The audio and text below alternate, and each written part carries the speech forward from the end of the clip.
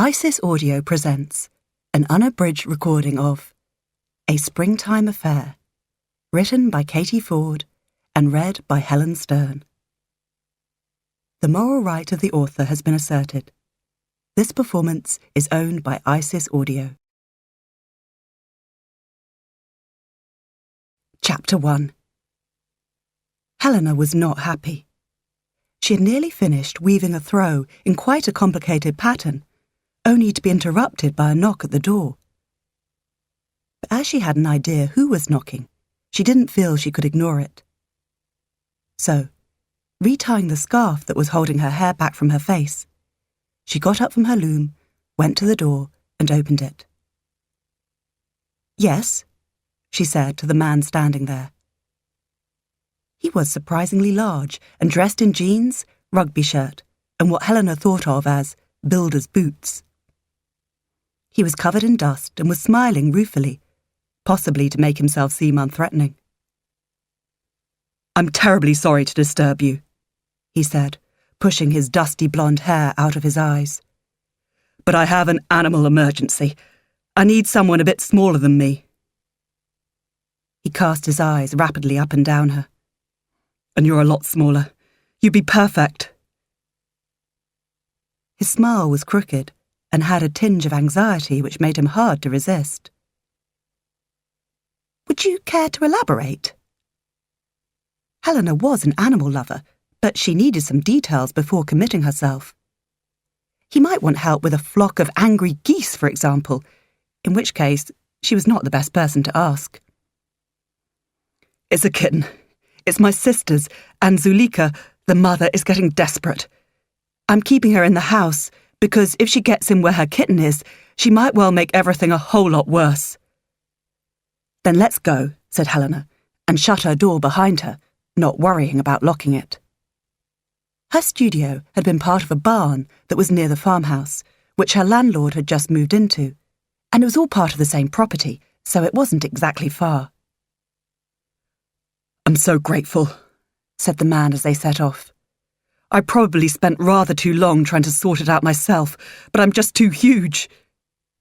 He stopped. "By the way, I'm Jago. Jago Pen—" "I know who you are," said Helena. "Your name is on the lease of my studio."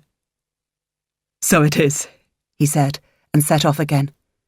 "Come on, let's get that kitten out of bother." It didn't take them long to cross the courtyard to what would, one day, be a very lovely house. It had a rather cobbled-together look about it.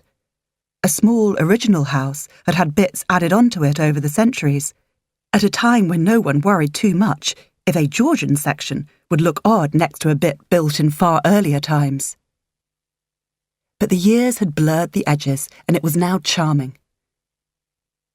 It belonged to Jago Pengelly, Helena's landlord, but although he had owned it for over 6 months, he had only just started working on it. His presence indicated her notice was up.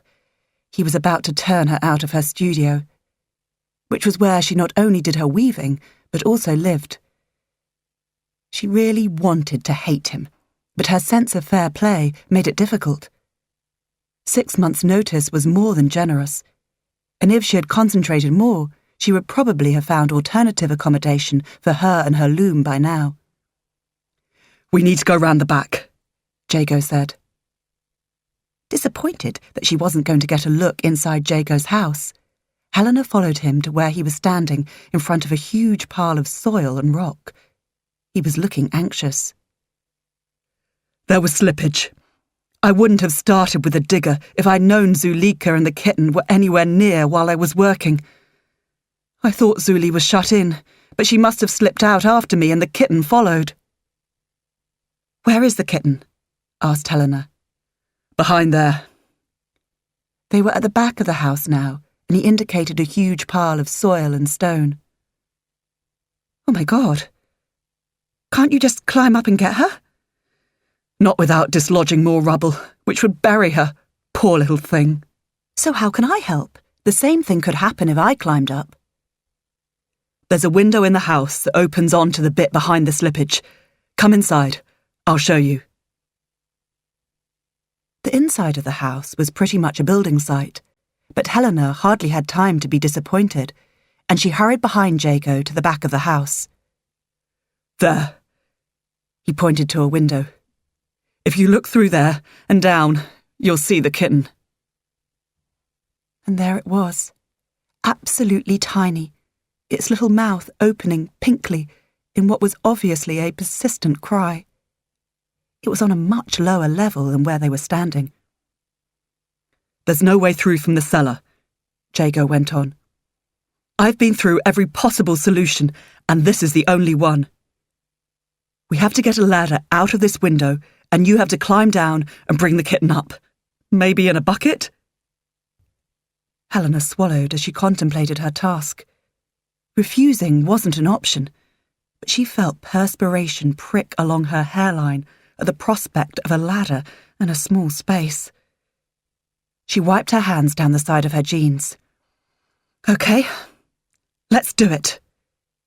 Jago went to fetch a ladder while Helena did some deep breathing, which was somewhat disturbed by the sound of an anguished mother cat, Zulika, trying to escape from behind a door.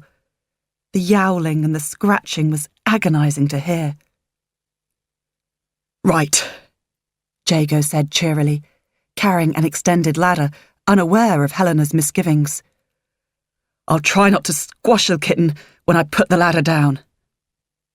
"Is there room for me as well as the ladder?" "Check for yourself."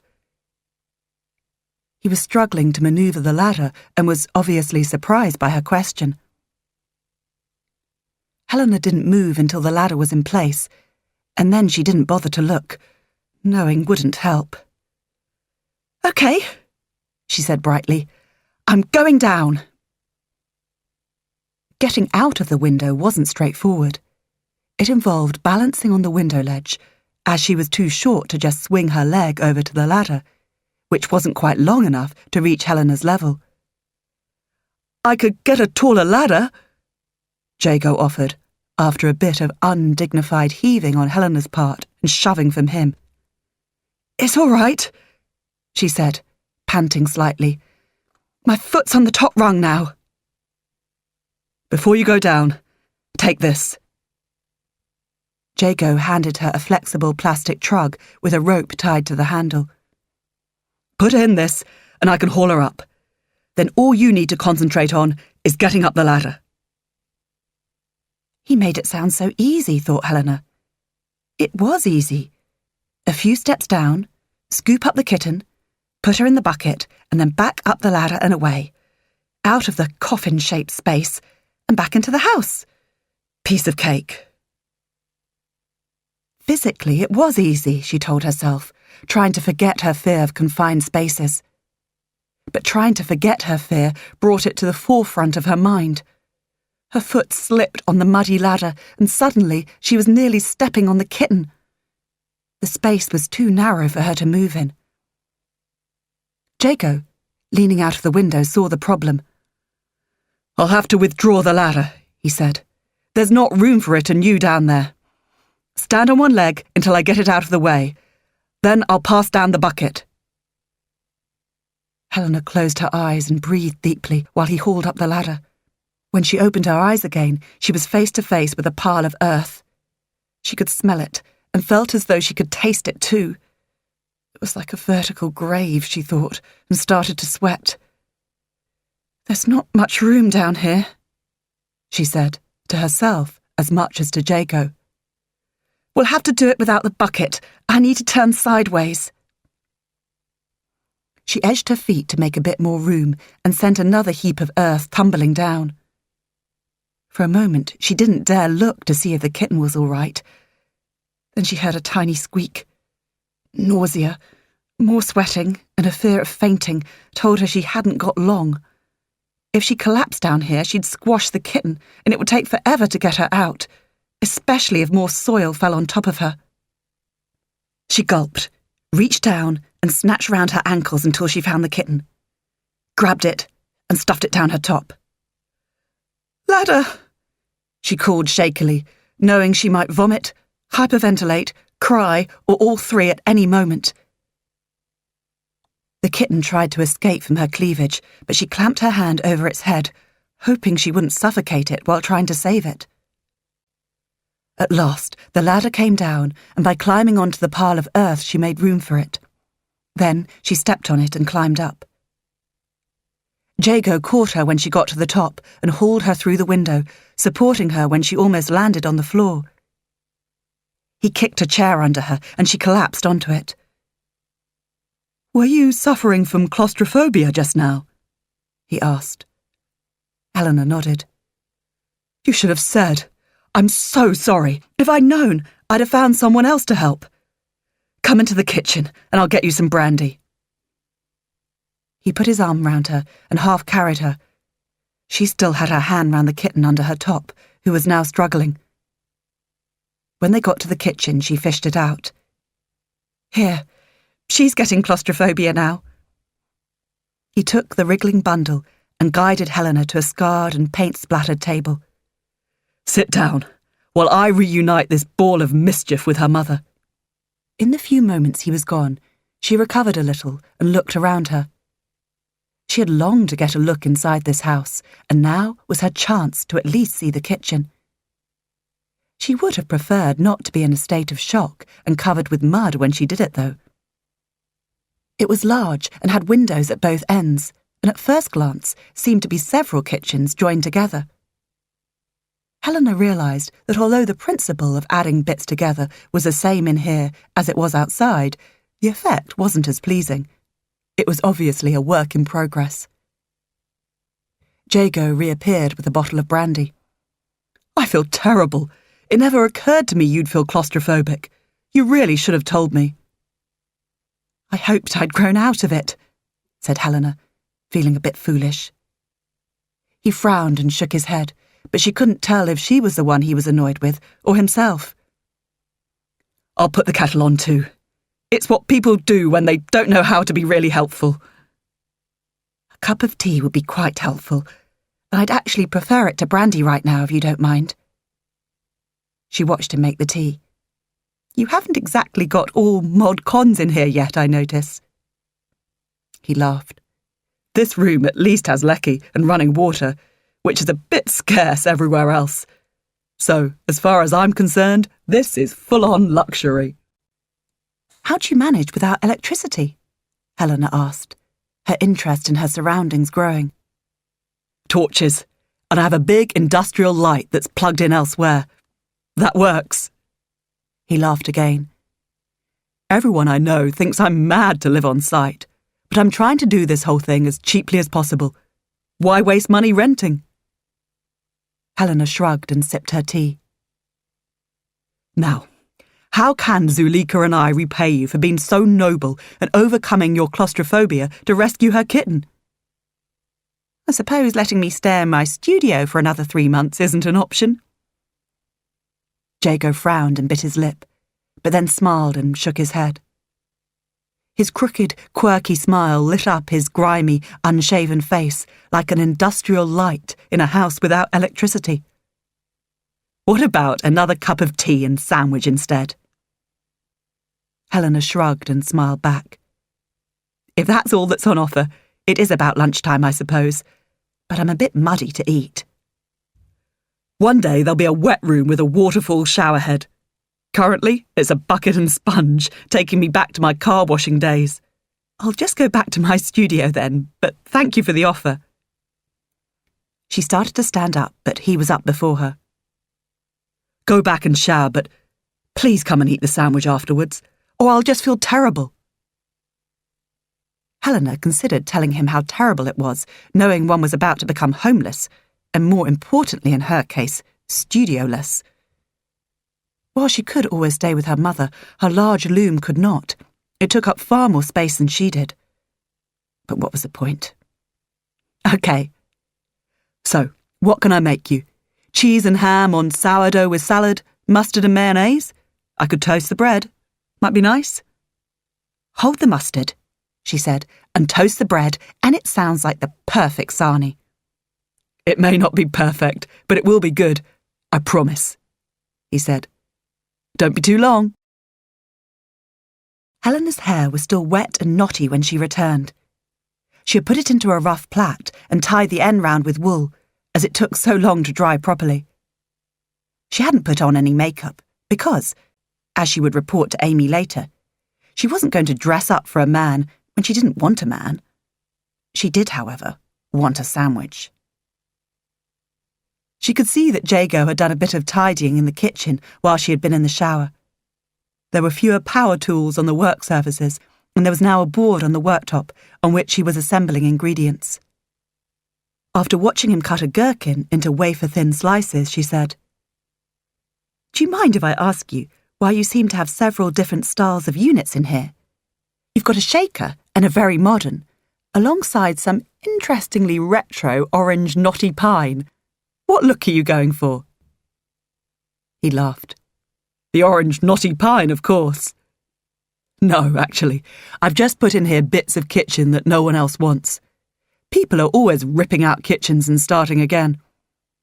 I can often repurpose the good stuff, but there's always a bit left over, which is what I get to keep.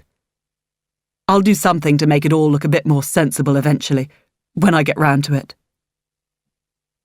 The toast popped out of a very old-looking toaster that had a pattern of poppies and wheat ears on it. "My sister gives me all her cast-off toasters, but I've kept this one. It's old, but it always works."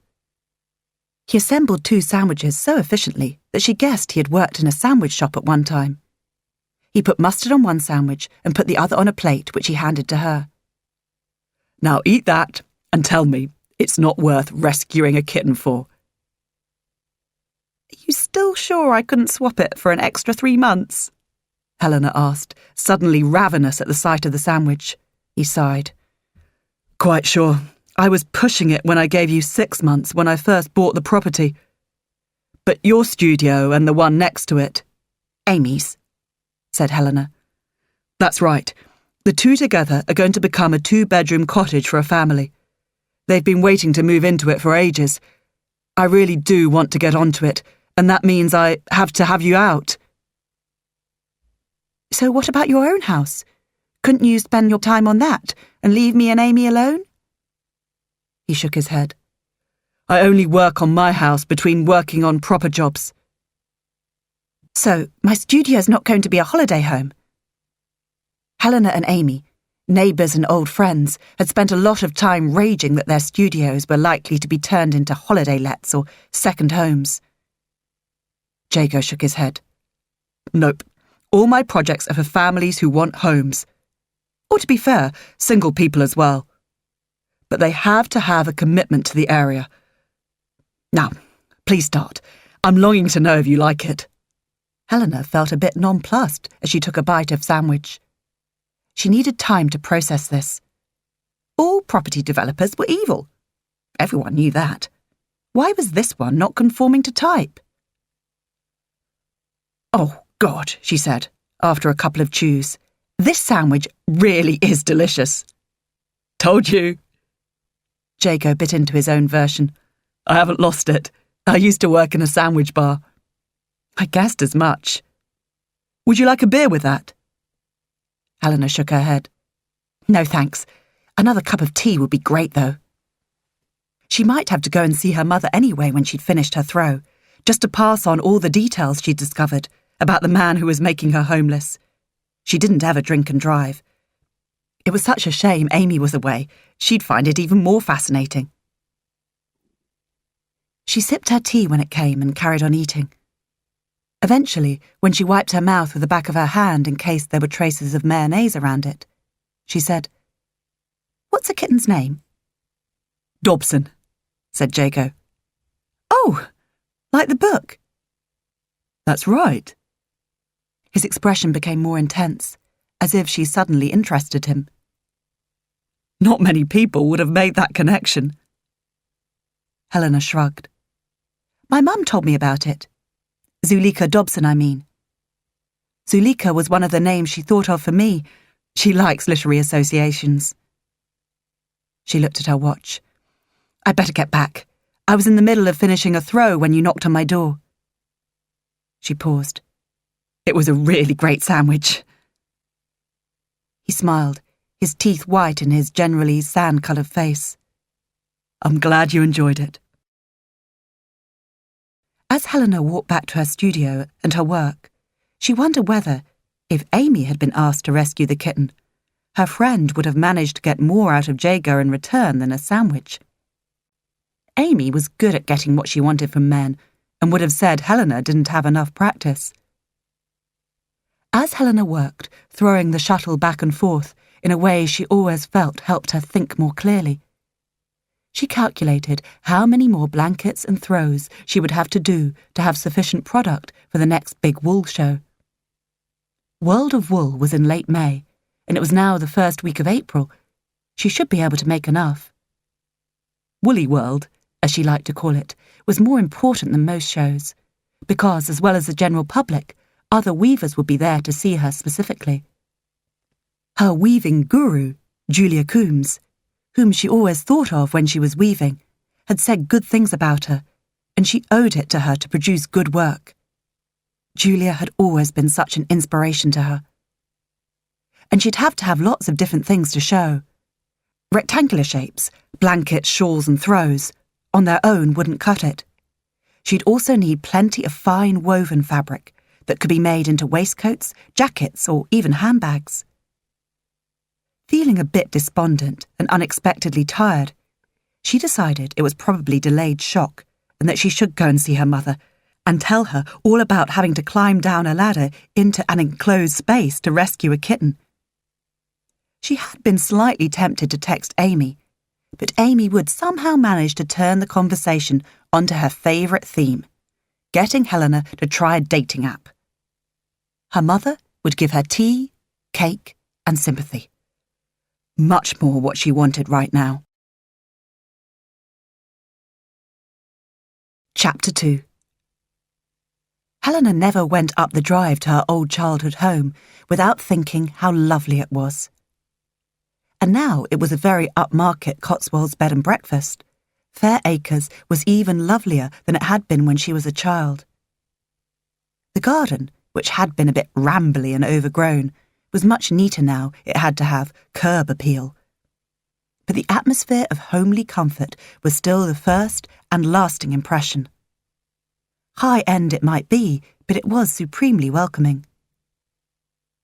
She drove round to the back of the house, leaving the sweeping drive for any guests who might be arriving. She went in through the back door and found her mother in the kitchen. A cooling tray with fingers of shortbread on it stood on the table, obviously just out of the oven. "Hi, Mum. Baking again. I've chosen my moment well." Jilly laughed. "There are some broken ones you can eat." "Can't give the guests broken biscuits," said Helena, picking up 2 shards of shortbread, still warm. "These are so good. No wonder I had to move out. You'd have had to remove the doors to extract me. I'd have been so fat." Jilly moved the kettle across to the hot part of the range. "It's nice to see someone eat. The last time I offered Cressida a biscuit, she looked as if I'd handed her a dog turd on a doily." Helena assessed her mother's mood. Personally, she was always up for a bitch about her sister-in-law, but her mother was generally more loyal. Jilly didn't seem to want to go on about her son's model-like wife, or waif, as Helena privately and guiltily called her. "Why did you mention her?" she said, taking another crumbling mouthful and sitting down. "She just phoned. She wants us to go to them for Sunday lunch. That's nice, isn't it?" Helena thought her mother sounded rather desperate, so she nodded in what she hoped was a neutral way. "It's been a while. We can take sandwiches in the car for afterwards." Her mother laughed. "Helena, I know she's not exactly a lavish hostess, but you never leave the house hungry. I'm sure we get exactly the right amount of calories required for a light lunch, and there's always plenty of delicious kale to fill up on.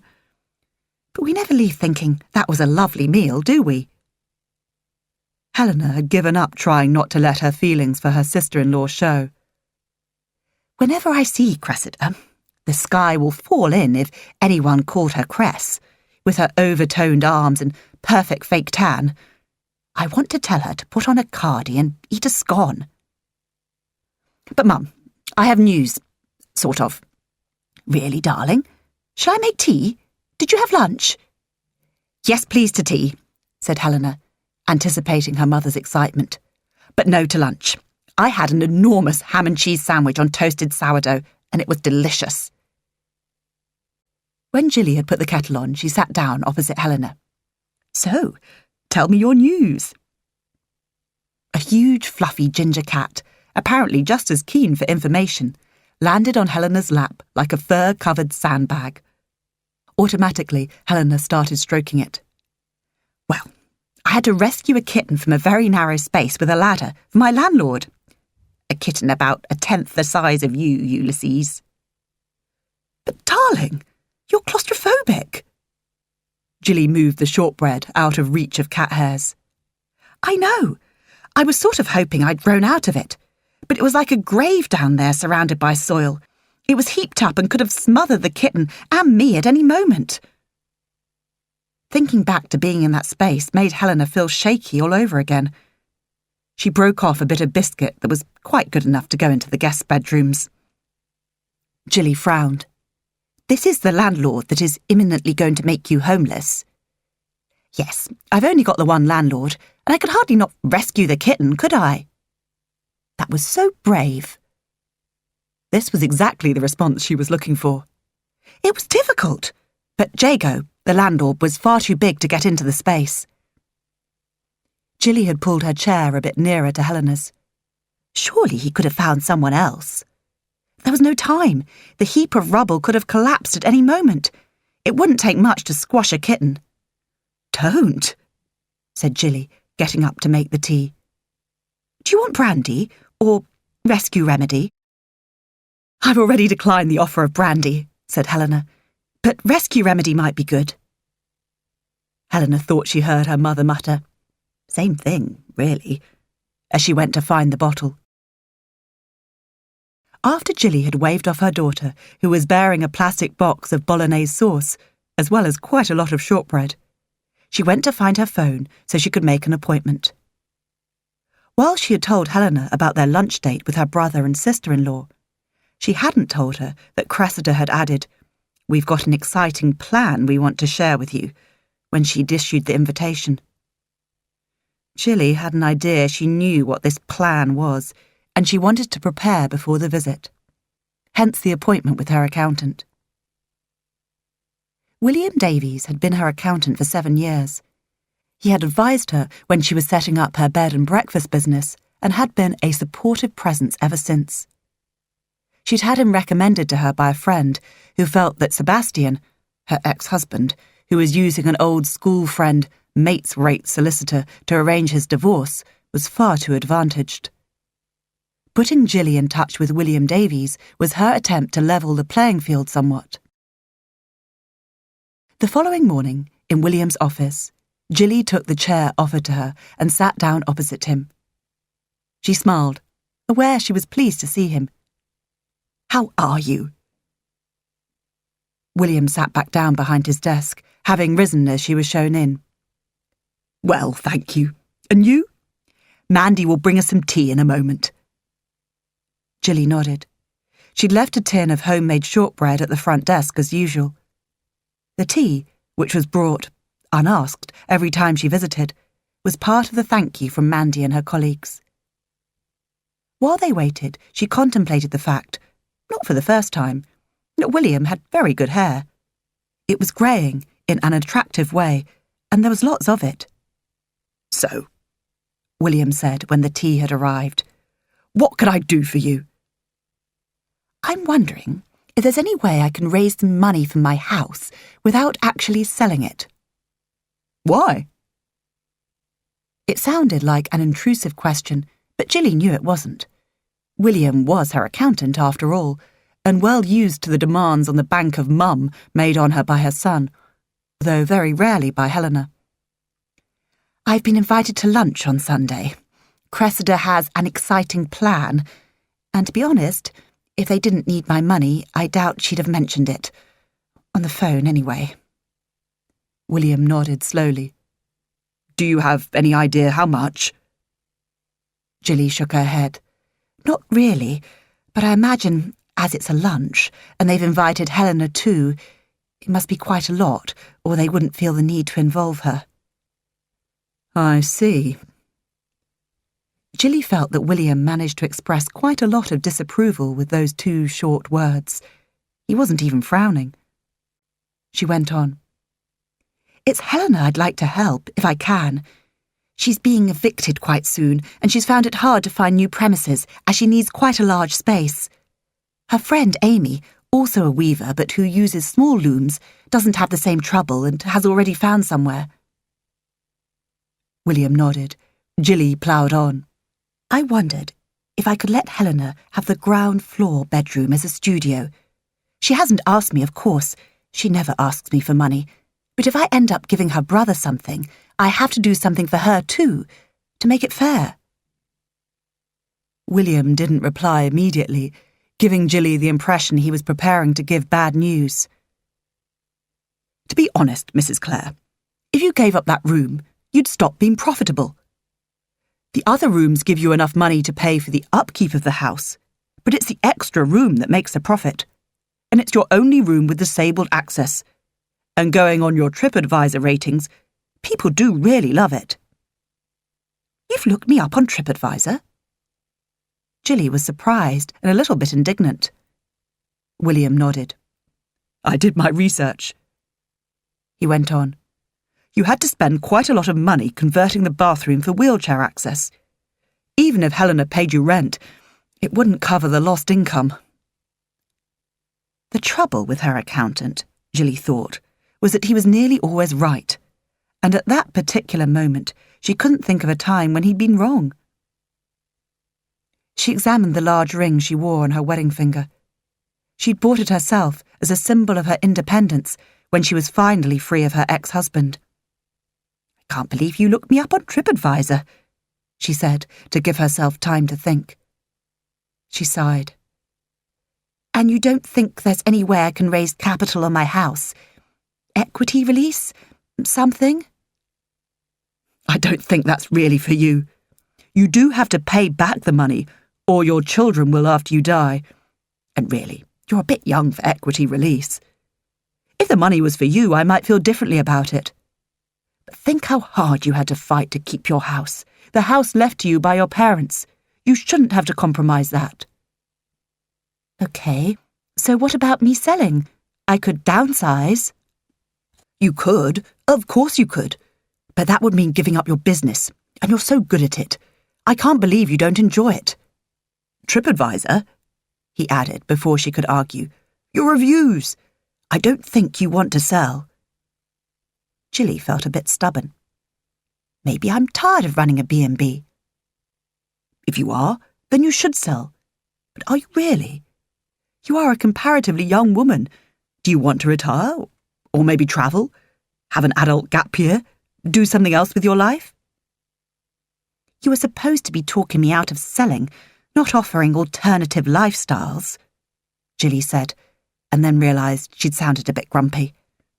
I'm pressing you because I know you love your B&B, your home, and that TripAdvisor tells me it's one of the best places to stay in the area. If you think that flattery... But Jilly didn't finish her sentence. She knew he would see the smile that she couldn't suppress. She was one of the best B&Bs in the area, and no, she wasn't remotely ready to downsize and retire. I'm not flattering you, Mrs. Clare. I'm telling you the facts as I see them. Of course, it's your decision. But you think I should say no to any requests for money? He smiled. I think you should try very hard to say no, but I do realise how difficult that is for you.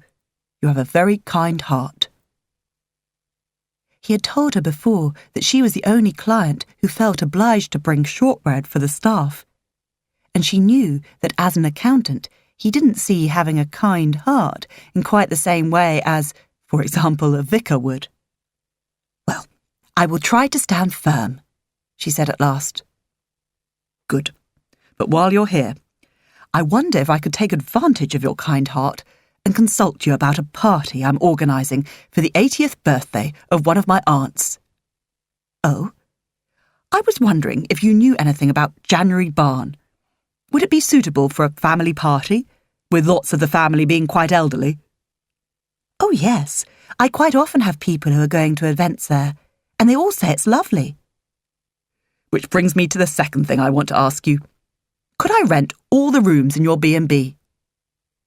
Jilly was a bit taken aback. Of course you can, but it rather depends on when your party is. I may have bookings already. She smiled apologetically. I do get bookings quite far in advance. I know I should have my diary on my phone, but although Helena explained how to do it, I kept forgetting to update it. And frankly, it's quite nice to have a bit of time to reflect sometimes. William nodded. It's quite soon, I'm afraid, this month. January Barn have had a wedding cancelled and haven't yet filled the spot. They were quite keen on having a less labour-intensive event, although obviously one not quite as lucrative. Jilly got up. Why don't you email me the dates and I'll get back to you? I'd love to have your family to stay. Already she was considering passing on any bookings she might have to her friend nearby, whose B&B was nearly as good as her own. And I know they'd love staying with you, he said. It would be for my aunts and some cousins. I'm very fond of them. Of course, I'd be happy to give you a special rate, as your family will be taking all the rooms, said Jilly. As your accountant, I shouldn't let you do that, he said firmly. But Jilly could see a twinkle in his eye he couldn't quite suppress. She felt a rush of warmth towards this kind man who wanted to do something nice for his elderly relatives. But as your friend, I think you have to let me charge what I think appropriate. He laughed. I'm glad you think of yourself as my friend, Mrs. Clare. I do, and I think it's high time you called me Jilly. And you must call me William. Jilly smiled and got up. I must go. Thank you so much for your advice, and get those dates to me as soon as you can. He got up too and walked her to the door where she stopped, pointing to the wall. I've never mentioned it before, but I really love those photographs. Seeing the hills covered in frost with the sunshine just catching them, the river looking magnificent. They're really beautiful. Do you like them? I took them from my glider. Glider? You have a glider? He nodded and opened the door. That's a bit of a surprise, thought Jilly as she left. Chapter 3. Helena's best friend Amy called on her the following evening. Helena had sent her a text. Met our new landlord, Jago Pengelly, but hadn't gone into detail. She knew she couldn't cheat Amy by being brief. While Helena wasn't interested in him as a possible date, Amy probably would be. So, said Amy, putting the wine down on Helena's tiny worktop and finding a couple of glasses, knowing exactly which cupboard to look in. What's he like? He's a gentleman builder, said Helena. She liked to be able to categorise people. A snappy two-word type, and they were filed away into a part of her mind she didn't often visit. So, good-looking? Amy handed Helena a glass of wine and came to sit next to her on the sofa bed. Helena thought. Not amazingly so, but quite attractive, I suppose. She paused. I'm trying to think how you'd see him. And you're not going after him yourself? It was obvious Amy knew what the answer was, but she could never resist trying to bring Helena round to her way of thinking. No, I'm focusing on my career, finding somewhere to relocate to and getting enough stuff for Woolly World, said Helena carefully, as if to a small child who hadn't heard this many times before. Those are my priorities. And you can't multitask. I care about my career too, but I can manage to run a few dating apps. Come on, Ames. I'm willing to share everything I know about someone you may well fancy. Just get off my case. She took a sip from the glass Amy handed to her. You need to sort out your trust issues. Just because your father was a snake, it doesn't mean all men are, said Amy, sitting down next to Helena. I'm sure I'll know the right man when I've got time to focus on it, but just now I'm concentrating on my work. I have explained this about 1,000,000 times, but having met a new man, I thought I'd pass him on to someone who might be interested. You.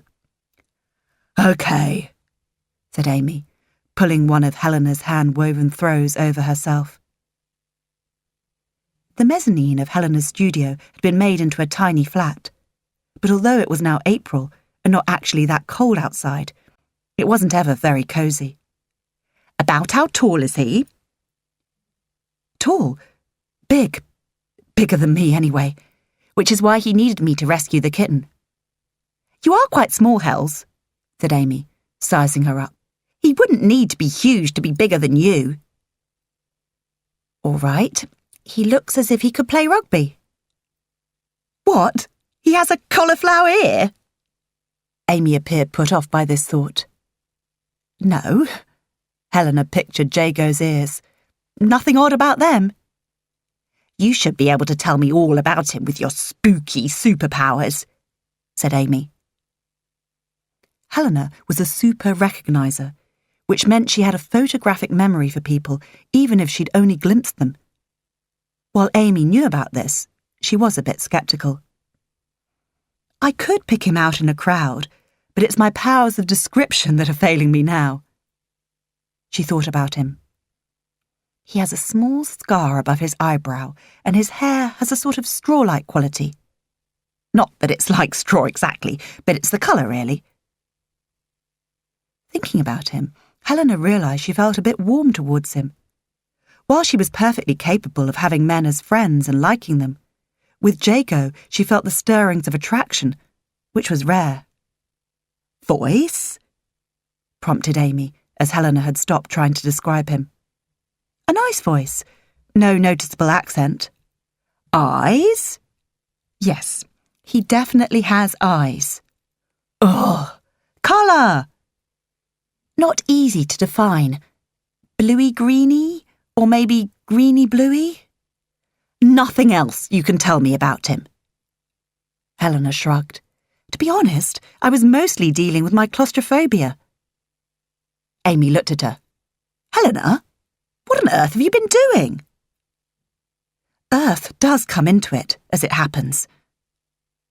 And Helena related the story of how she'd had to rescue the kitten. So, we know he's definitely an animal lover. Amy was less impressed. Yes, but does he want kids? Some people prefer animals to children. Strangely, we didn't get on to whether or not he wanted children. He does know I don't take sugar in my tea, though, said Helena, not bothering to hide her sarcasm. Nor does he. Ah, said Amy triumphantly. Something in common. Helena sighed. But seriously, I think he is a nice guy. He's making our space into affordable housing and says that's what he's most interested in. You should definitely get to know him. I will, said Amy, if you're leaving this diamond on the beach. He's all yours. Now, tell me about the workshop. Was it okay doing it on your own?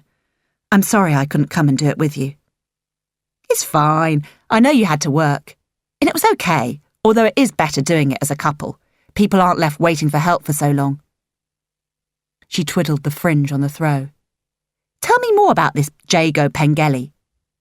Is that Welsh, you think? Cornish, I imagine, though I'm not sure. Amy, why don't you pop over and ask him? He won't be there now, said Amy. It's nearly 9 o'clock in the evening. Builders don't work that late. He's living on site, which was why he was able to look after his sister's cat and her kitten. Though I think they've gone back now. I saw him putting a loaded cat basket into his pickup. Amy had lost interest in the cats. But is the house fit to live in? It doesn't look like it. He's tough. Pop over and borrow a cup of sugar or something. Although maybe make it quinoa, as we know he doesn't take sugar. Her friend looked doubtful. Or take him some of Mum's shortbread? Everyone loves that. Now Amy frowned at Helena with her head on one side. You know, I'm beginning to get why you don't go in for dating. You have no idea about normal behaviour. Helena shrugged, feeling vindicated but hiding it. But tomorrow, Amy went on, I'm going over as soon as I decently can. So, how's your mum? Everyone loved Jilly because she was always baking and had been fairly relaxed when they were growing up. "She's okay, I think," said Helena. "We've had a summons to Sunday lunch with Stickwoman and my brother." "You're very unkind about Cressida," said Amy, who'd met her. "She's perfectly nice." "I know there's nothing major wrong with her, but I'd like her better if she wasn't quite so obsessed with running and healthy eating. She's aggressively skinny." Helena held up her hand. "Which is fine, but she wants everyone else to be too." "I don't think you can be aggressively skinny." Helena raised her eyebrows. "Spend a little time with her and you'll know that isn't true." "But Jilly gets on okay with her?" "You know Mum, she gets on with everyone, even though Mum is definitely a feeder and Cressida thinks everyone should live on green sludge smoothies." "I stayed in a B&B when I was away," said Amy. "It was so not up to Jilly's standards." Helena laughed. "She is obsessed. She has 4 in a bed on series record and is always looking for obscure places to dust. I keep telling her she should go on that programme." "She takes such pride in Fairacres, doesn't she? And when you stay with someone who doesn't, you do notice." Amy had been an early guinea pig for Jilly when she was testing her bedrooms for comfort. "She's lucky she loves baking," said Helena, "so the homemade biscuits she puts in every room are a pleasure for her to make." "And the top quality bed linen makes such a difference," said Amy. "So luxurious." Helena grew serious for a moment. She had all that before she opened. She told me it was how she comforted herself when Dad was being so horrible. She bought bed linen. "That was a truly awful time for you all," said Amy. "But you and your mum were so supportive." Amy smiled. "I remember my mother panicking after she'd invited you over to stay. Jilly's such a brilliant cook, and she thought Jilly would hate everything my mum cooked." "She wouldn't have cared," said Helena. "And your parents have a very deft hand with the corkscrew, and that really helped." "She's done so well since the divorce," said Amy. "You must be proud of her." "I am, and I'm going to make sure my brother and his wife don't take advantage of all her hard work." "You don't think they're going to try, do you?" Amy was horrified. Helena shrugged. "Why else invite us both to Sunday lunch? I think Mum knows more than she's telling me because she's afraid I'll go ballistic at the thought."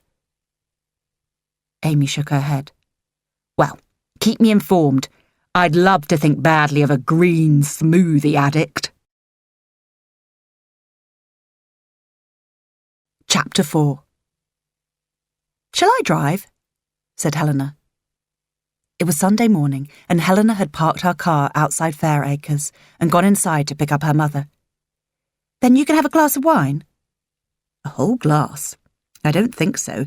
That would be more units and would be healthy," said Jilly, looking around to check everything was locked. "Cressida always wants everyone to be healthy." "Mum, it's so unlike you to say something like that. I love it when you find your inner bitch." Jilly laughed. "I'm always quite relieved to discover I have one, I must say. Now, have I got everything?" "I'm not sure Cressida appreciates home baking, Mum," said Helena, eyeing the collection of Tupperware her mother had in her basket. "I know she doesn't, but Martin does, and he takes it into work. He tells Cressida that it's to give to his colleagues, but I know he eats it too." "But don't you think she breathalyzes him to detect the consumption of carbs and sugar when he gets home?" "Probably. Mostly I take biscuits so Izzy has something she can eat when she gets home from school. I don't think that little girl actually gets enough calories. It's all cucumber and carrots and the odd seed. But I expect you're right. I shouldn't be her enabler." Helena giggled. "To homemade shortbread. Oh, what a wicked granny you are." Helena spent the journey wondering if she should mention her suspicions about her sister-in-law's motives behind inviting them both to lunch, to see if Jilly confessed to thinking the same thing. But she knew her mother didn't like it when she said unpleasant things about Cressida, and so didn't want to do it unless it was really justified. She parked outside the sleekly modern house, which had a steep drive that didn't encourage visiting vehicles, Helena and her mother sat in the car for a few seconds, bracing themselves. "I hope you're wrapped up warm," said Jilly eventually. "Mum, it's April." "Only just, and that house is always cold. But Cressida is always warm. It's the running." Helena shuddered. Her sister-in-law's addiction to running always unsettled her. "Let's go in." Martin, her brother, greeted her with a hug and a, "Hey, sis." His wife, who was tall as well as thin, was dressed in black. Her hair was pulled back into a very tidy ponytail, and she was wearing silver jewellery. Her makeup was pale and either didn't include lipstick, or she was using one the same shade as her foundation. Her welcome was a bit more gushing than her husband's. She smiled at Helena and kissed Jilly on both cheeks and patted her shoulder. The little girl, Ismene, who was 5 years old and serious, said, "Good morning, Grandma and Helena." Helena winced for her mother. Jilly was a devoted grandmother, but she hated being called Grandma. However, in spite of her expressing her dislike of it when Ismene was tiny, Cressida had insisted this was how she was to be addressed. Cressida was big on proper names. "So come along in," said Martin, ushering them through to the sitting room. Although the room was cold, there was no fire in the super-modern fireplace. But even if the underfloor heating had been on, it would always be chilly. Helena felt it was something about the decor, which was white and mauve with black accents. The look that Cressida gave Helena's feet was clear. She wanted Helena to take off her shoes. Helena ignored the message. She was cold enough, even though she had put on a warm cardigan before coming, and she couldn't cope with just socks. She wouldn't have objected to being asked to remove her shoes had she been offered fluffy slippers to replace them, but there was nothing fluffy in this house. She noticed that Cressida hadn't given her mother the silent, "take off your shoes" message. Just for a moment, Helena wished that one of them had stepped in dog poo. "Sherry, Martin," ordered Cressida crisply. Helena refused sherry, but noted that the fact it was offered meant it wasn't just an ordinary lunch. She noticed her mother accepting, obviously needing alcoholic support. "Well, this is nice," said Jilly, halfway through her tiny glass. "When were we all together last?" "Christmas?" suggested Helena. "Ismene has grown anyway." "Hey." She crouched down to address the little girl directly. "When you grow out of your shoes, can I have them? They are so cool." Ismene frowned. "Don't be silly, Aunt Helena. Your feet are much bigger than mine."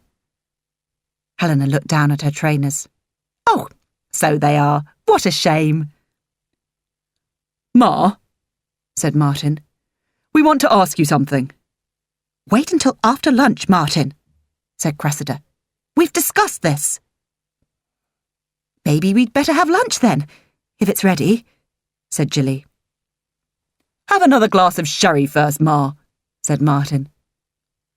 "Although lunch is ready," said Cressida, "it's only soup and salad." "I'd love another sherry, Martin," said Jilly. Helena wished she could join her. She knew that technically she may well be able to drink a small amount and still be safe to drive, but she would never take the risk. Jilly seemed to get through her second glass of sherry fairly quickly, and they were ushered into the icy dining room with amazing views and a glass table. The surface of it was so cold that Helena was reluctant to let her wrists touch it. Perhaps the tabletop was a deliberate ploy to encourage good table manners. Cressida was very keen on table manners. They started with a thin soup that may well have been hot when it left the saucepan, but by the time it had been poured into enormous, icy plates, it was tepid. It also had no apparent seasoning. But still, it was bound to be healthy, and meant Helena could have a full fat sausage roll, or indeed, almost anything else to compensate afterwards. "Did you know," said Cressida, "that you can lose weight just by not eating after 7 o'clock at night and not having breakfast until 9 o'clock? It's not as good as doing 24-hour fasting, in my opinion, but you may find it helpful. She smiled at Helena, as if she'd just asked her how Cressida kept her lovely figure, which she hadn't. "I'm so glad it works for you, Cressida," said Helena sweetly. "But although you've tried before, I'm not interested in diets that make me think about food all the time. In fact, I'm not interested in diets at all. I'm perfectly happy with my shape." Cressida shrugged. "I was only trying to be helpful." "We know," said Jilly, patting her daughter-in-law's hand. "And you do always look so lean and fit. It obviously works." "Personally, I'm only interested in diets that have Greggs sausage rolls on them," said Helena. Aware that everyone, including her 5-year-old niece, was looking at her in horror, she went on, "I just mean, if I want a sausage roll, I'm going to have one." "No wonder you're a bit—" Cressida began. "Porky?" suggested Martin. "I am not porky," said Helena. "Children," said Jilly. "Helly, Martin was only teasing. Don't rise to it." Martin grinned. "If you eat pork, you'll be porky." "Anyway," said Cressida, getting up. "Let's move on. I'll get the salad."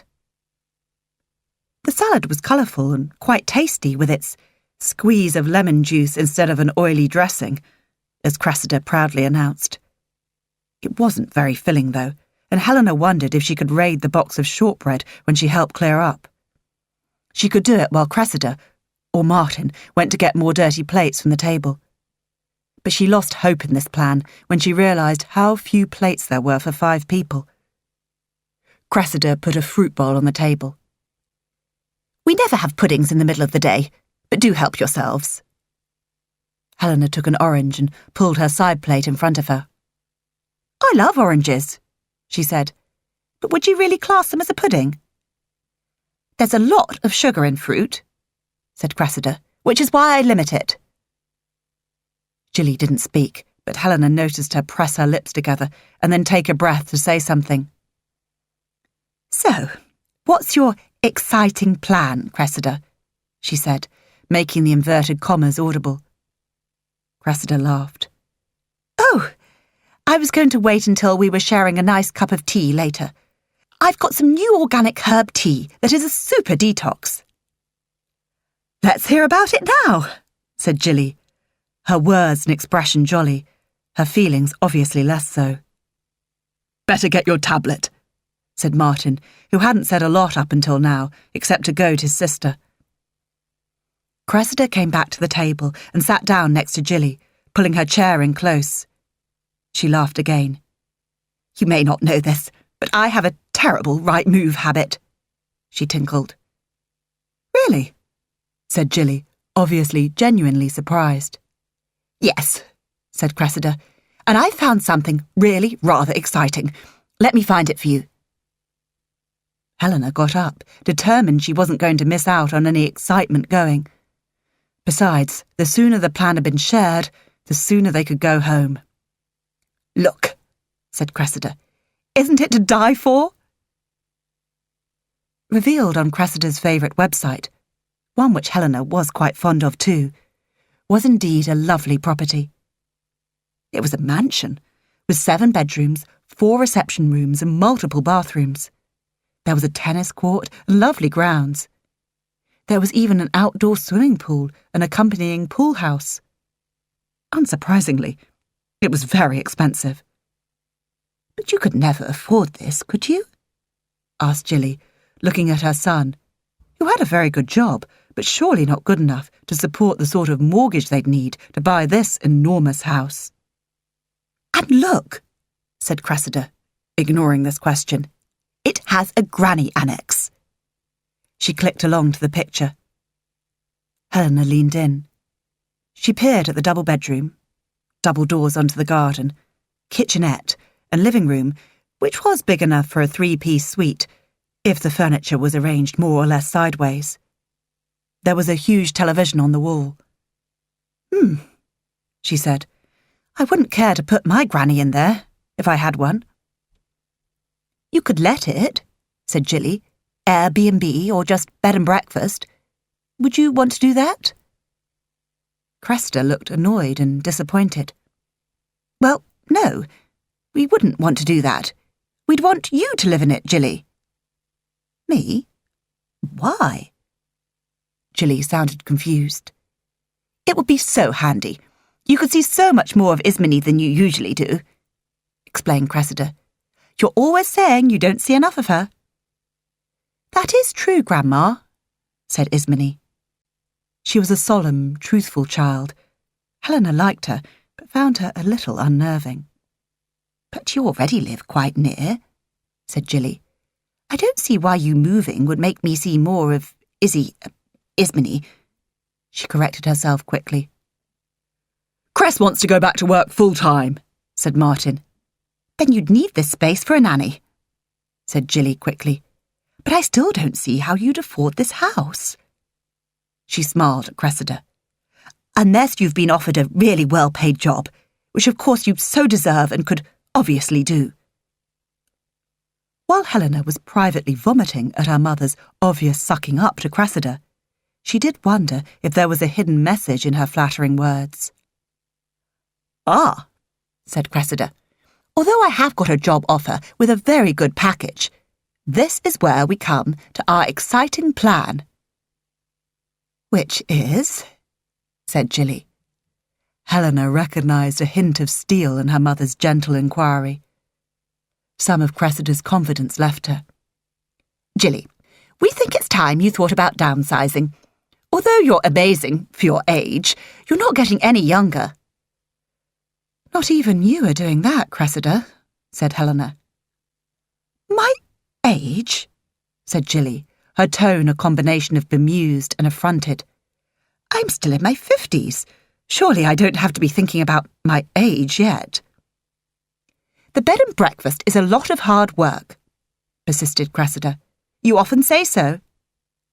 "But Mum loves her B&B, said Helena. "Are you suggesting she gives it up? And even if you are, there's no reason why she should move into a granny annex." Helena was aware she was being disingenuous. She knew what was coming, but she wanted Cressida and her brother to say it. "It's about repurposing her property," said Cressida. "What?" said Helena, no longer bothering to sound polite. "I do wish you'd speak in plain English sometimes." "That is English," said Ismene. She was looking confused now. "It is English, darling," said Jilly. "But the meaning isn't exactly clear." "What exactly do you mean by repurposing?" said Helena. "Do you mean convert it into executive second homes?" "No, of course not," snapped Martin. "Get off your hobby horse, Hells." "We would never suggest doing anything to your lovely home," said Cressida. "But you are sitting on a lot of very valuable real estate, and if you sold it, you could help Helena buy somewhere to do her weaving, and we could buy our new house, and you could live with us." Helena suddenly felt sick. Surely Cressida wasn't suggesting that her mother sold the family home, the house she had struggled so hard to keep after her divorce, so Martin and Cressida could go and live in a mansion? Keeping her rage under control made her sweat slightly. She helped herself to a glass of water. "I'm not sure Mum would like that," she said. "I was reading an article in the paper just the other day about how baby boomers are sitting on millions of pounds worth of property and their children are struggling to get onto the property ladder," said Cressida. "But you are on the property ladder," said Jilly. "And Mum helped you get there," said Helena. Cressida gave her a withering look. 5,000 isn't exactly a deposit, Helena. Not these days." Helena saw the hurt flash across her mother's face. Giving her children £5,000 at that particular time had been a real struggle. She'd had to give so much to her ex-husband to stop him forcing her to sell the family home. There had been hardly anything left over. "It was worth a lot more then," Helena said. She'd only discovered afterwards how hard it had been for Jilly, or she wouldn't have accepted the money. "Anyway," said Cressida, looking a little uncomfortable, We just wanted to share our plan with you and offer you a home with us for your older years. Jilly took a breath. Had I been in my 80s or 90s, I'd probably have been grateful, she said. But we need the money now, Mum, said Martin. Not when you're dead. Martin, Cressida snapped. There's no need to talk like that. Helena cleared her throat. She felt if she stayed any longer, she was likely to say something that would cause a permanent family rift.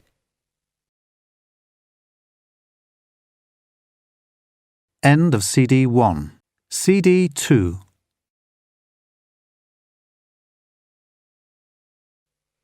You've given Mum a lot to think about, but now I think perhaps I'd better get the poor old dear home. An exchanged glance told her that Jilly knew she was being sarcastic. Jilly got to her feet. Yes, I need to think about what you've said. Cressida stood up too, evidently happy to get her guests out of the house. But don't leave it too long. That to-die-for house won't stay on the market forever. It was only by clamping her jaws together and murmuring her goodbyes through clenched teeth that Helena got out of there without being rude to anyone. Would you believe it? She said, as soon as she and Jilly were in the car and had driven a few yards away from the house. God, I know that woman is a viper, but the cheek of it! Just suggesting you should sell your house so they can buy that stately home is iniquitous. You don't think I should go for it then? Said Jilly. Helena braked and pulled into the side of the road. You are joking. Yes, of course, said Jilly. Now, let's get home and have something proper to eat. But after Helena had finally gone home, Jilly was thoughtful. Like Helena, she was outraged at the suggestion that in her mid-50s she was in need of sheltered accommodation at her son's house, while giving up her own life to become a nanny, presumably without being paid. But she was the owner of quite a valuable property, and while Martin and Cressida didn't need to live in a 7-bedroom mansion, Helena could certainly do with some money to buy a studio. Helena had spent the $5,000 she'd received at the same time as Martin on a loom and other equipment. It would be wrong to dismiss the idea without giving it some thought. What she needed was someone she could discuss it with, someone with her interests at heart. Of course she wouldn't go and live with Cressida and Martin. But maybe it was time to downsize. Chapter 5. It was still light when Helena dropped her home, and Jilly had noticed that the signs outside the house were a little mud-spattered, so she decided to go out and wash them, as well as tidying up a bit in the garden. First impressions were so important. Helena might tease her about being obsessed with 4 in a bed, with its critical bed and breakfast owners staying in each other's businesses and peeling back every layer of bedding and standing on chairs to find dirt on the chandelier. But attention to detail was very important. Besides, she wanted to think, and she thought better if physically occupied. But half an hour later, the light was seriously beginning to fade, and Jilly was about to go inside when she heard a car pull up in the road behind her. "Excuse me," said a voice. She turned round and saw a large, smart car and a man with silver hair and a nice smile leaning across so he could speak to her through the passenger window. "Can I help?" she asked, glad she had makeup on from having been out for lunch and that her hair was reasonably okay for the same reason. "I wonder if you can," said the man, whose voice was as pleasant as the rest of him. "I'm looking for this address." He stopped the engine, got out of the car, and came round so he could talk to Jilly properly. He was holding a bit of paper. Jilly took the offered paper and considered it for a moment. "Well, you're not far, but you've come up the wrong way from the crossroads at the bottom of the hill." She gave him instructions about how to find his destination, and he smiled again. "Thank you so much. The sat-nav wasn't cooperating today. I'm only going to the house to do a valuation." "Valuation?" said Jilly, her attention caught. He nodded. "Yes, I'm doing a valuation for a friend. He didn't seem in any particular hurry to get going. Here's my card. Jilly took it and read it. There was his name, Leo Simmons, and a string of letters afterwards, none of which meant anything to Jilly. So, do you do valuations as your job? Not exclusively, but it's part of what I do. He paused. Why do you ask? It's just... Oh, nothing. She stopped and realised he was waiting.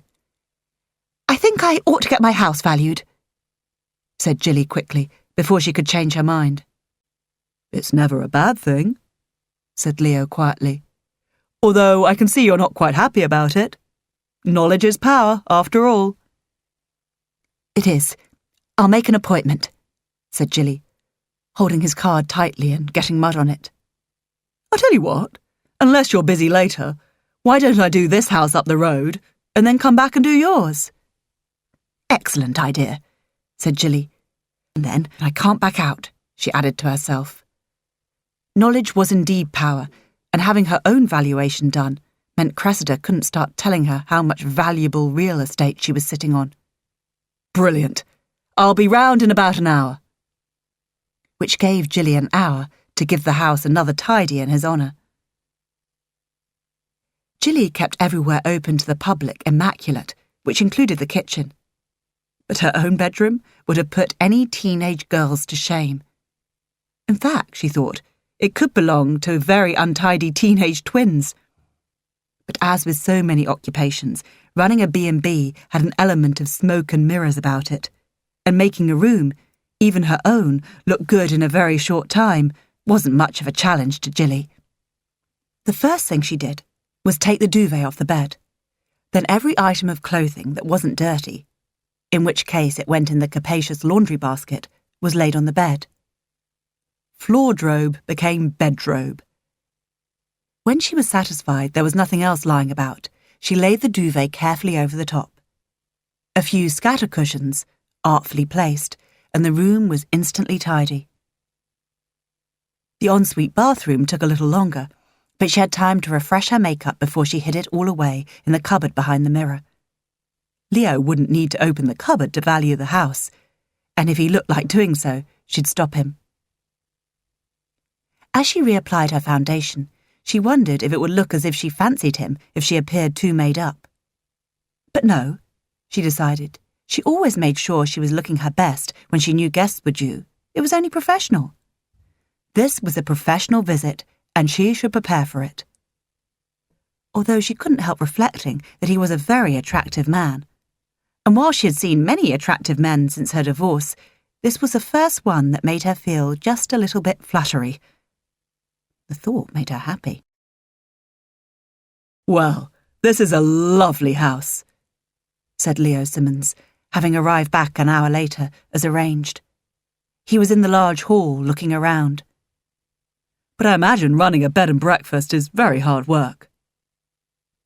Jilly smiled warmly at him. Not everyone understood that there was work involved. Many people thought it was just showing people to their perfect rooms and frying up a few freshly laid eggs. They didn't realise the effort making those rooms perfect required. It is a labour of love, but I do love it, so that's okay. I'll show you the B&B bit first and then the rest of it. I have 6 bedrooms, one of them wheelchair-friendly. We'll start there. This is a very good size, said Leo, writing down the measurements in his book as they went into the downstairs bedroom. French doors onto the garden, large ensuite. It was the morning room in the old days, when I was a little girl living here with my parents, said Jilly, but it makes a lovely bedroom. So, this was your family home? She nodded. It was. It was a struggle to keep it when my husband left. What, bills and things? That, but mostly because he wanted half of it, which would have meant selling. So how... Leo stopped, obviously not wanting to pry. There was quite a bit of land which I could sell. There was an orchard, which was a bit heartbreaking to lose, but the other bit went as a building plot, so I could pay off my husband and turn the house into a bed and breakfast. She smiled at the memory of those early days. At first, it was something I had to do to keep my family home. But I soon found out I loved it. I love the people. They're all so interesting. Not even the boring ones are completely boring. They all have something about them that's fascinating. They ended up in the kitchen, which was large, some would say cluttered, and Jilly's favourite room. "And here we have the heart of the home," said Jilly. "And it really is." Ulysses got up from where he was sleeping in front of the range and walked over to them. He sniffed at Leo's trousers. "You're a fat chap, aren't you?" said Leo. "His name is Ulysses," said Jilly. But Leo was still measuring. "It's a good size, certainly," he said, referring to the kitchen, not the cat. "Range cookers are always popular." Helena, that's my daughter, said that one costs the same as a small cottage. I'm not sure what part of the country you'd have to be in to get a cottage for that price, but it was very expensive. Jilly paused. "But it's in use all the time. I do evening meals as well as bed and breakfast." "No island?" "No," she said. "I prefer a kitchen table that you can move if necessary. Once an island, always an island, and it would annoy me if I had to keep walking round it." "To be honest, if you did sell, whoever bought it would probably rip out the kitchen and start again," said Leo, not unsympathetically. "I like the mix of freestanding and fitted units myself, but people are very into sleek white cupboards with invisible catches." "I've never been a fan of integral dishwashers and things. I like a fridge to look like a fridge." "Some of the modern kitchens I see, it all looks like a fridge," said Leo. "I wouldn't be without my dresser," said Jilly, looking at the huge old bit of furniture that her father had had built in when he and his wife first bought the house. It took up an entire wall and swallowed up a vast amount of crockery, dozens of mugs and jugs that hung on the hooks that edged each shelf, and a fair amount of clutter that was stuffed into the cupboards. It was her work of art, and she loved it, as if it was a family pet. Just the thought of having to live without it made Jilly shudder. It would never fit in that granny annex her daughter-in-law had been so keen for her to live in. Jilly cleared her throat. The tour had taken quite a long time. There was a lot of house, and it seemed natural now to add, "Would you like a glass of wine?" Leo smiled and shook his head. "Driving. But I'd love a cup of tea, and maybe a piece of the shortbread you put in every room." "There's always plenty of that," said Jilly. "Let's go through to the conservatory and look at the view," she said, putting 2 mugs and a plate of biscuits on a tray. He took the tray from her hands. "Lead the way," he said. Jilly had the very short time it took them to go from one room to another, to work out why she found these words so very sexy. Chapter 6. Helena got back from taking her mother home in a state of repressed anger. She'd been keeping a lid on her outrage all day, and now she nearly scraped the side of her car when she pulled up outside her home. Jago was in the yard and came over. "Everything all right?" he said as she got out of the car. "Fine, thanks. I didn't hit anything," said Helena. "Forgive me, but you said that as if you wished you had hit something. Or someone." In spite of herself, Helena laughed. "Very perceptive of you. I am in a bit of a strop."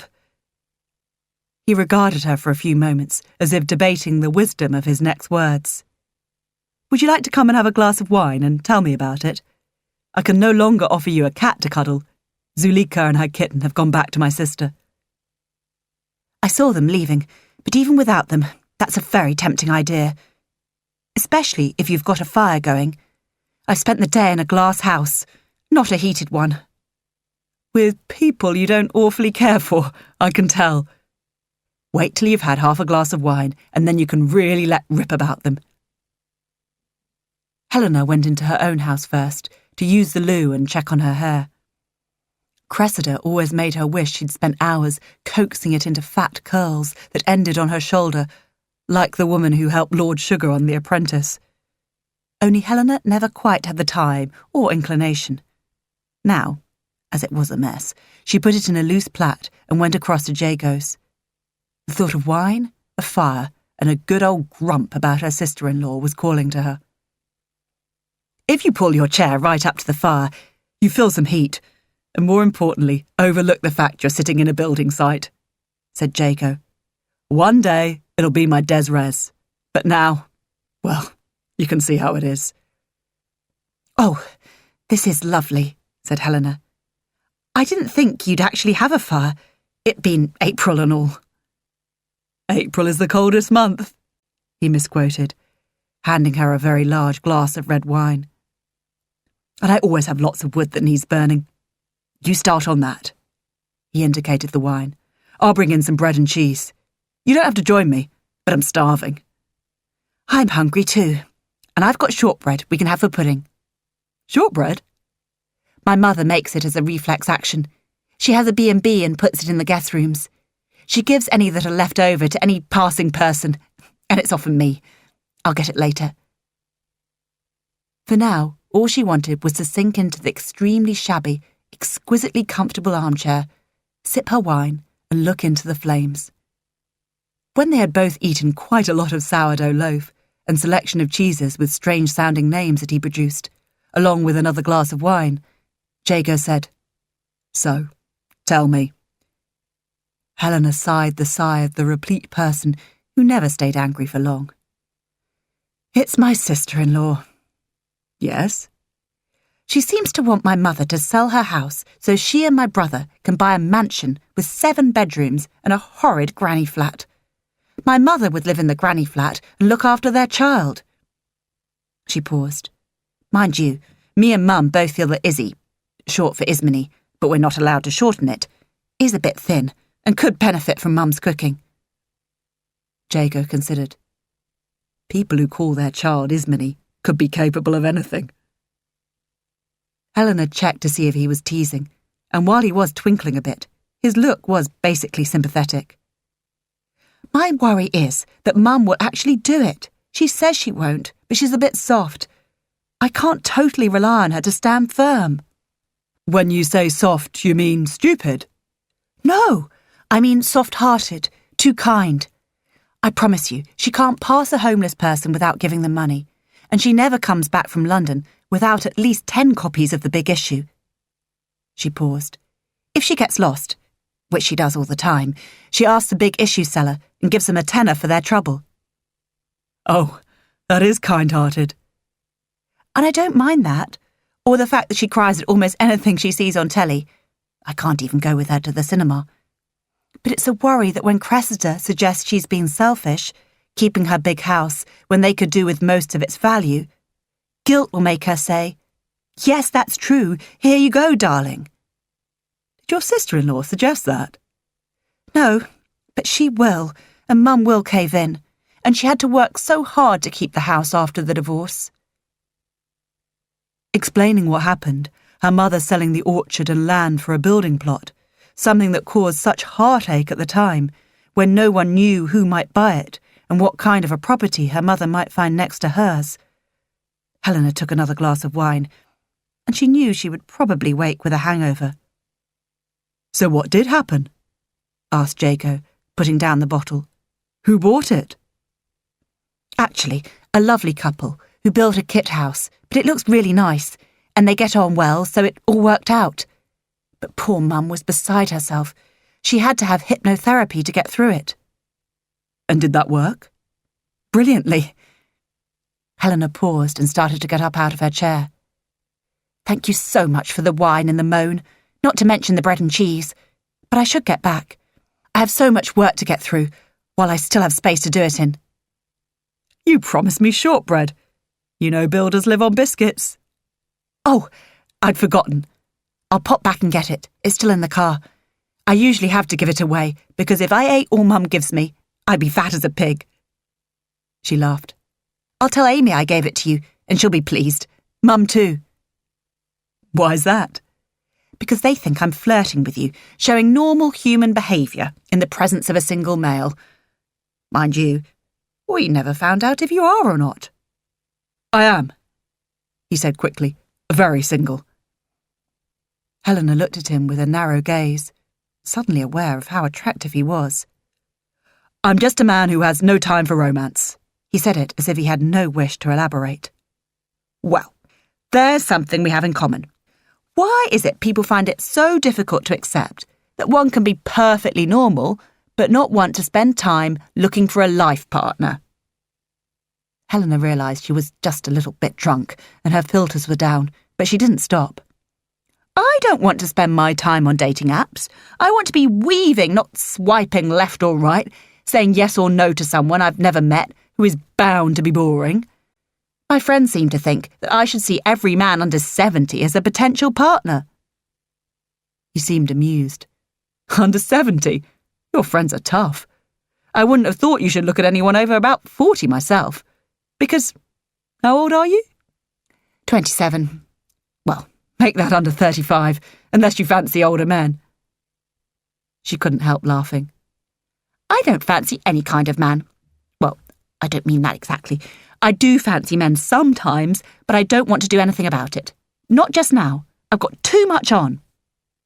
That's exactly how I feel. I can appreciate a pretty girl or a lovely woman, but I'm not going to ask her out. I haven't time to maintain a relationship. Like houses, they need maintaining. And you're too busy maintaining your property empire, said Helena, and then hoped he didn't look as if she was having a dig. I am. Being a slum landlord is very hard work. She laughed. I wouldn't describe you as a slum landlord. I'm flattered. He considered for a moment. Here's an idea. Supposing we have an arrangement where if one of us needs a partner to go to anything or wants to get a matchmaker off our backs, Lord, how I hate matchmakers, we can use the other person. Say we're an item. Helena exhaled slowly. I don't actually hate my matchmaker. Amy is my best friend, and my mother doesn't matchmake often. She just sighs and clamps her lips shut if any of my friends has a baby. I'm not sure it will work. Why? I've been determinedly single for so long, I'm not sure anyone will believe it. It's so hard to make a living as a craftsperson. I haven't had time to look for a partner as well. They don't have to believe we've fallen in love. But if you took me along to something that had Amy or your mum at it, for example, you could just say it's early days when they ask if we're an item. And they will ask, said Helena. They will explode. Of course. My mates would tell me I was punching. What? Above my weight, he explained.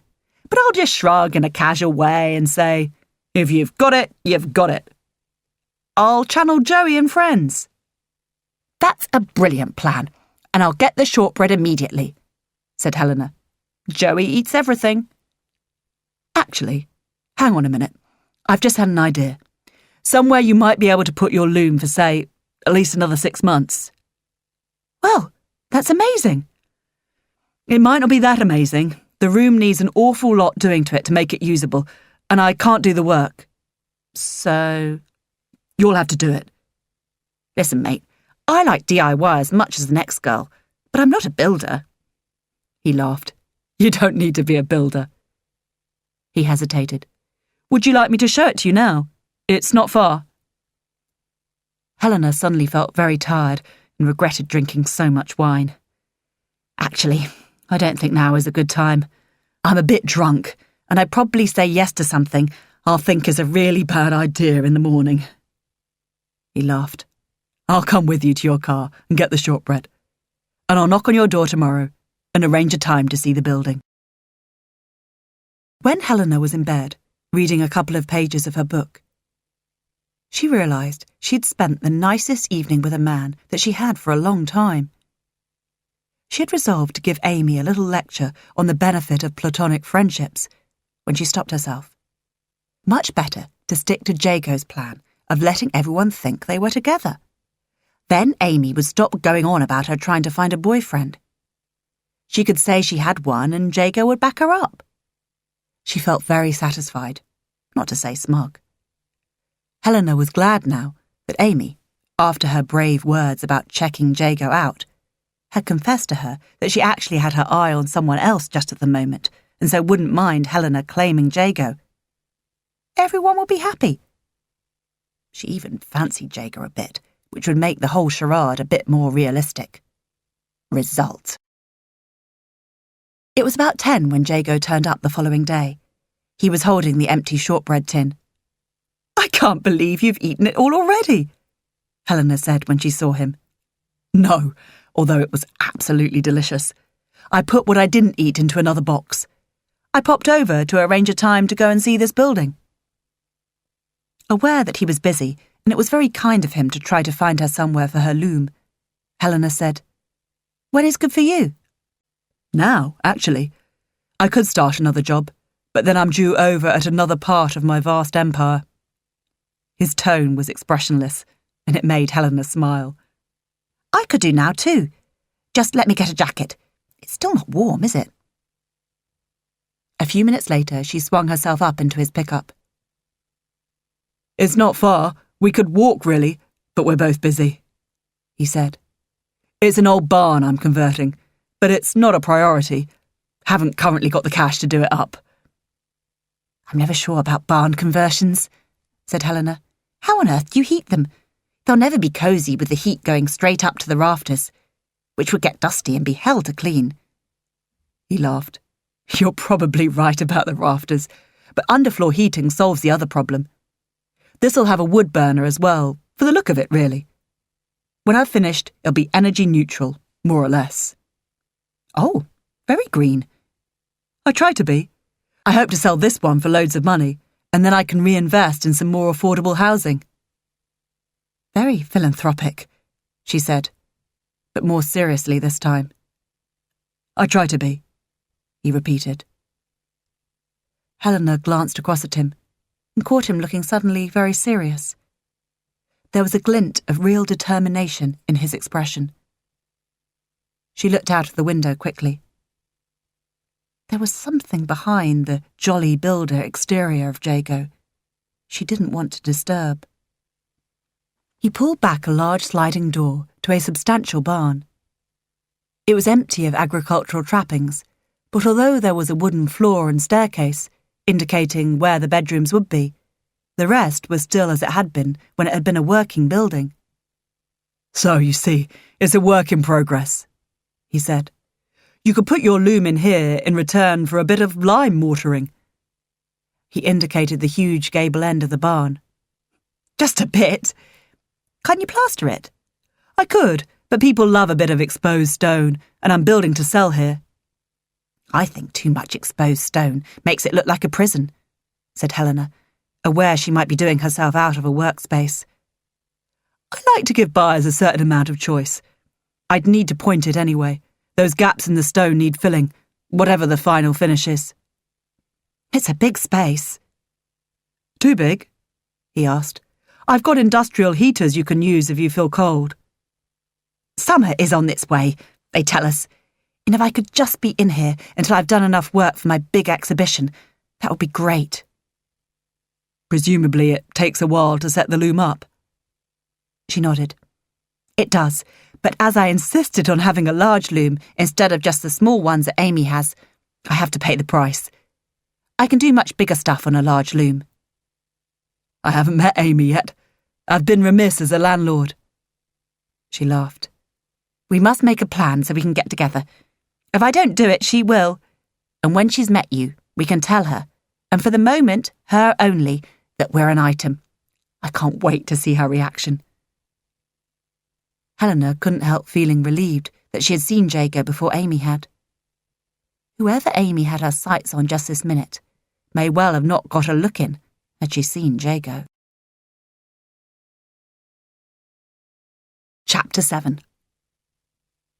"Mrs. Clare, it's Leo Simmons, the house valuer."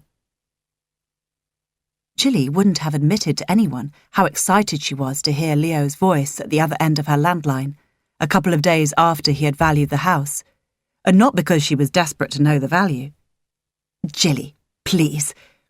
Hello, Leo." He laughed softly. "Hello, Jilly. I've rung to tell you how much your house is worth." Go on then. I'm keen to know.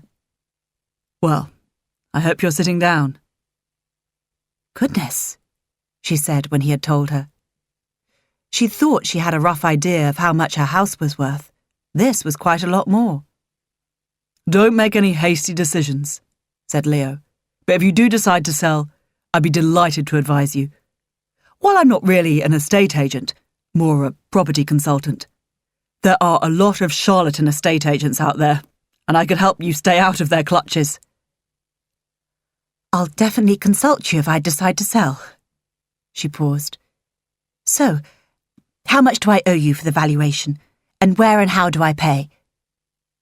She wasn't sure if you did pay for valuations, but thought she'd better make sure. Nothing. I did it as a favour. You can't.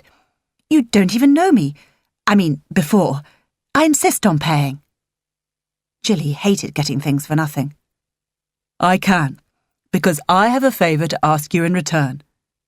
Oh, well, that is a bit different. What can I do for you? He didn't speak immediately. It's a bit awkward, and you might think it terribly forward, besides being very short notice. What is it?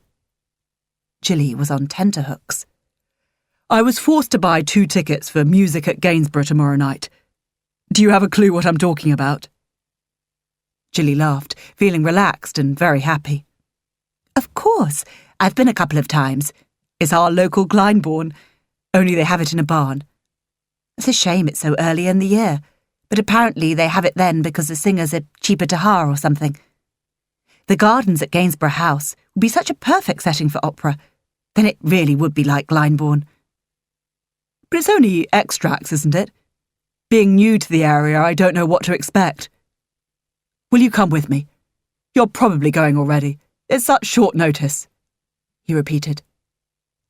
I'd be delighted to come with you, but as a pleasure, not a favour. Tell you what, you bring the picnic and we'll call it quits. But let me do the wine. It's a hobby of mine. Then I'll do the food. It's a hobby of mine. A second later, she wished she hadn't said that. Food definitely was a hobby of hers, and ideas for a sumptuous picnic were already going round in her head. But she didn't want him to expect too much. That's wonderful. I'll ring you tomorrow when I've worked out the details. I'll arrange a cab so I can enjoy the wine. He sounded very pleased. This is so kind of you, he said. It's so kind of you to invite me.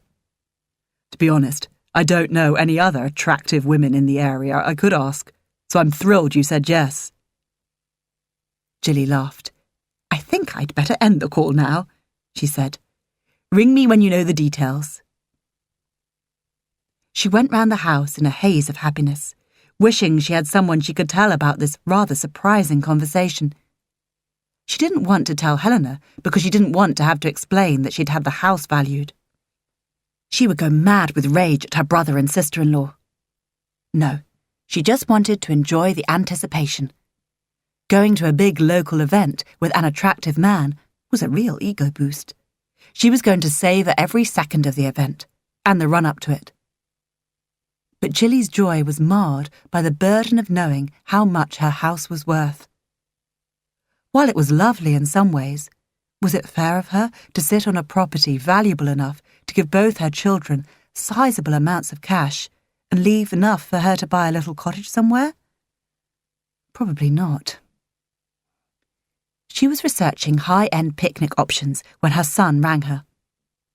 Martin, is everything all right? Mum, does there always have to be something the matter? I just rang for a chat. That's okay, isn't it? It's very okay, darling. It's just very unheard of. You're always so busy. Yes, well, we have plans to change that. We've decided we need to reassess our lives. We just don't get enough time together as a family. Oh, darling, that's wonderful. Little Ismini, won't be little for long. They grow up so fast, you don't want to have missed it. Either of you. I'm so glad you agree, Mum. So you're thinking about our suggestion? You need to cut down on the hours you work too. Running my own B&B is hardly the same as a high-powered full-time job. It is very hard work. You're always saying so. Yes, it is hard work, but I do love it. You could love it just as much if you did it a bit less. Chili was aware that she was breathing too quickly. She knew what Martin meant, and it was making her anxious. Sorry, I'm not with you. I could cut down on the number of rooms I let, but then I wouldn't have a profitable business. Then it would just be the work without the money.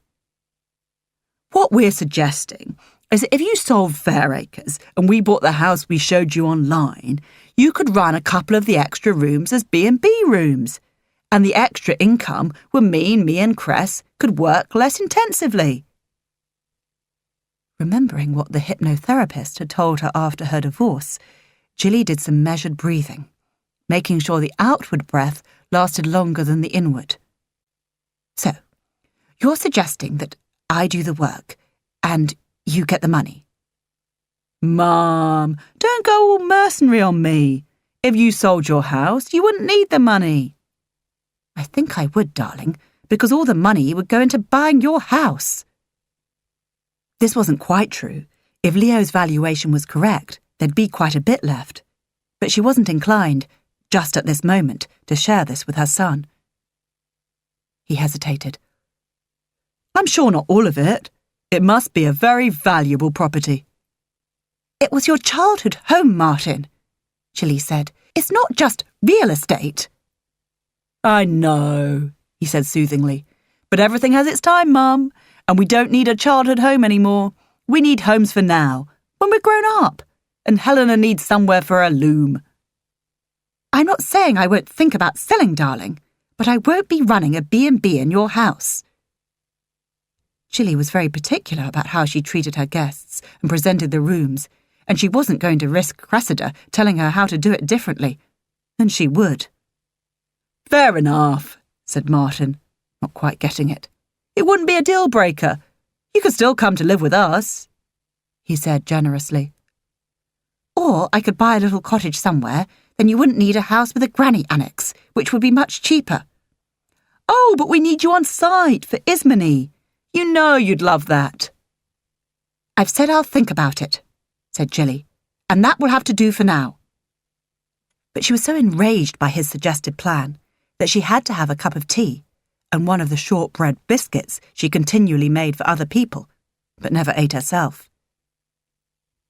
She was certain she was right not to tell Helena she'd had Fairacres valued. She might let slip about Martin's call, and then Helena might ring her brother and rant at him. They'd always got on well as children, but since he'd married Cressida and Helena had stopped being the baby sister, relations were sometimes strained. Far better that Jilly should think things through on her own and make her own decision. She decided to make sausage rolls for the picnic, but didn't go as far as making her own puff pastry. She mixed caramelized onions into the sausage meat, though, which was a lovely addition. Then she made smoked salmon Scotch eggs before focusing on some little fruit tarts using her own frozen raspberries. While she baked, she didn't let herself think about selling her house. She just focused on providing the perfect picnic for 2. Helena would have said she was providing for 22, but baking kept anxiety away, and she was good at it. Leo collected her the next evening in a limousine. He looked extremely handsome in a dinner jacket, and Jilly was very glad she was wearing a rather expensive full-length coat to go over her favourite dress. She felt dressed up, but not overdressed. And, most importantly, a pashmina meant she wouldn't be cold. You look sensational, he said, when he'd taken the picnic hamper from her and kissed her cheek. You look pretty smart yourself, she said, trying not to hyperventilate. She hadn't felt like this about a man since she'd first met her ex-husband, Sebastian. It was lucky she was no longer in her 20s and was now very sensible, she thought. It's so kind of you to come. He sat down in the back seat next to her. The pleasure is all mine, really, said Jilly. I had fun making the picnic. If I'd done it, it would have been sandwiches from M&S, followed by one of those tubs of brownies or fudge bites or whatever they are. Which I happen to love, said Jilly. Next time, he said, but I'm looking forward to what you've brought with you. We are going for the cultural experience, said Jilly, laughing. She realised she was completely giddy with excitement and what could quite possibly be lust. Whatever it was lovely, and she was going to enjoy every second. I can't believe that apart from everything else, you are a sensational cook, said Leo a few hours later on his second smoked salmon Scotch egg. He had found a delightful place for them to eat in the garden room of the main house, with views over the lake and the woodlands beyond. I'm not sensational, Jilly replied, trying not to giggle, having had 2 glasses of champagne. I just have a knack with pastry. I'm not eating pastry, said Leo, so you must be sensational. Jilly looked at him over her glass, trying to think of something sensible to say. It's time for the second half of the performance, she said eventually. Really? Do we have to go? Couldn't we just stay here and eat this delicious food and get drunk? After all, neither of us has to drive, and how often can one say that? Not very often, but I'm afraid we do have to see the second half. There are quite a lot of people I know here, and if we didn't reappear, there would be talk. Privately, Jilly was thrilled at possibly being the subject of gossip and speculation. Currently, she was known as a good woman, and while she didn't want to be a bad one, it was fun to challenge people's ideas about who she really was. She felt her reputation was rather dull. Leo put the picnic hamper in a safe place, and they walked back together into the main barn. Jilly was just settling herself in, wondering if she needed her pashmina or not, when she caught someone waving at her. It was Amy's mother. Although not as close friends as their daughters were, she'd known Michelle since the girls were at school together. Now, Michelle was raising her eyebrows, smiling and looking at Leo. There was no chance Jilly could pretend that she and Leo were just sitting next to each other by chance. If it had been any of her other friends, she'd have been thrilled to be seen with such an attractive man at her side. But Michelle would tell her daughter Amy, and Amy would tell Helena faster than the speed of thought. What would Helena have to say about her mother going to the opera with a man like Leo? The first thing she would want to know is where did Jilly meet him? And if Jilly told her, Helena would want to know the details, and if Jilly told her about getting her house valued, Helena would be outraged. She took a breath. She didn't have to worry about that until tomorrow. She looked up at Leo and caught him smiling down at her.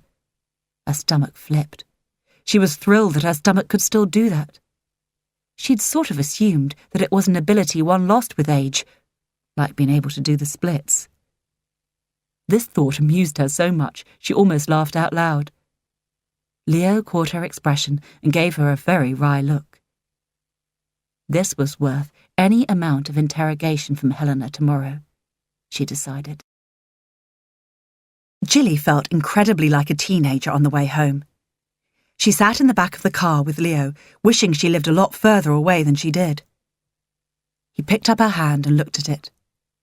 You have lovely hands, he said.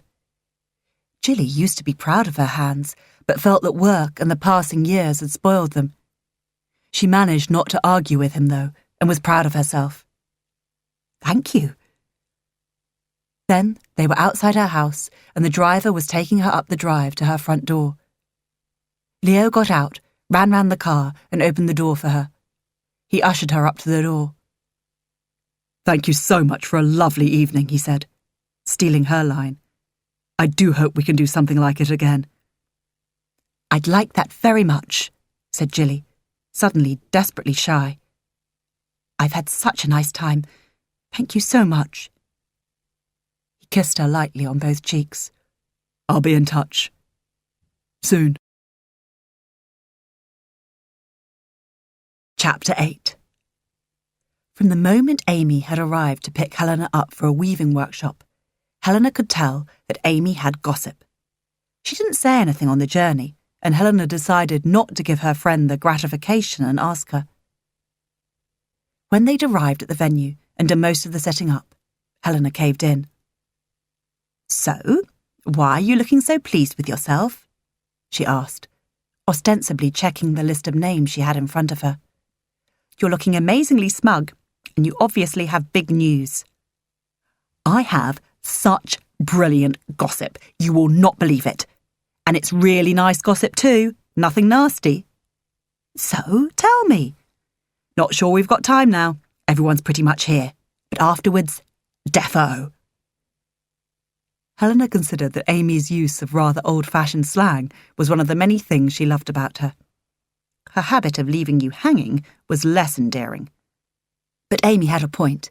People were ready to start, and they should crack on. So, said Amy, when the session was over and they were driving back to Helena's, my mum saw yours yesterday evening. Who? My mum? That's what I said. If that's a gossip, it's very lame. It's all about the context. She saw her at that posh opera thing. Well, that's nice. I didn't know she was going. Still not proper gossip. With a man! Not just any man, a gorgeous one. Mum said he was a silver fox. Oh. Helena felt put out and a bit worried about her mother. Why didn't she tell me she was going? How does she even dress herself without my going over her wardrobe? Amy understood there was more to this than Helena's objection to not being consulted and shrugged her shoulders. She's a free agent. She can go out with whoever she likes without asking permission. No, she can't, said Helena, knowing she was being unreasonable. Supposing she gets carried off by a con man. A silver fox, you say? That doesn't sound like he's trustworthy, does it? No, but it sounds like he's hot. And being hot doesn't make you a bad person. I should know. Amy pointed to herself and made a face. Seriously, Helly, I thought you'd be delighted, your mother meeting someone. She's been on her own long enough. Helena sighed. I'm delighted if he's nice. But you know, Mum, she's vulnerable. She can be taken in by anyone. I don't think you give her enough credit. She must have to judge character every day with her business. Think how she's made your old house into a B&B that's so good it's practically a boutique hotel. You can't do that if you're an idiot. I know, said Helena, feeling chastened but not reassured. But I worry about her and men. She made such a bad choice when she picked my father. I'm not sure she can make good decisions about them. This may not be an actual thing. They may just have gone to the opera together and never see each other again. It was Amy's turn to sigh. You know what men are like. Helena did relax a bit now. True. I wouldn't have told you if I thought you'd worry about it. I just thought you'd be pleased Jilly had a night out with a good-looking man. She paused. Why didn't you give her a call?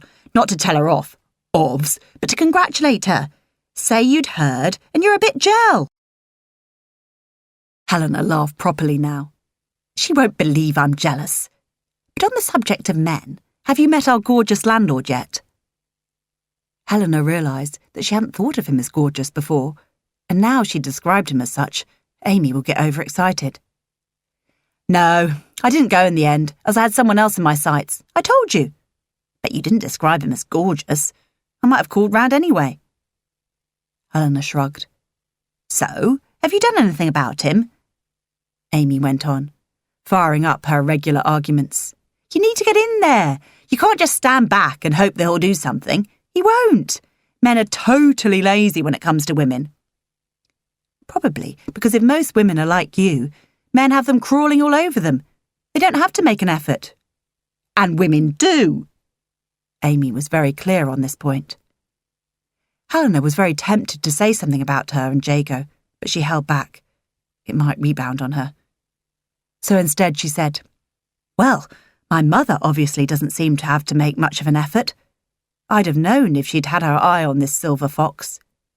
Give her a call, Amy repeated, but don't tell her off. As if, said Helena.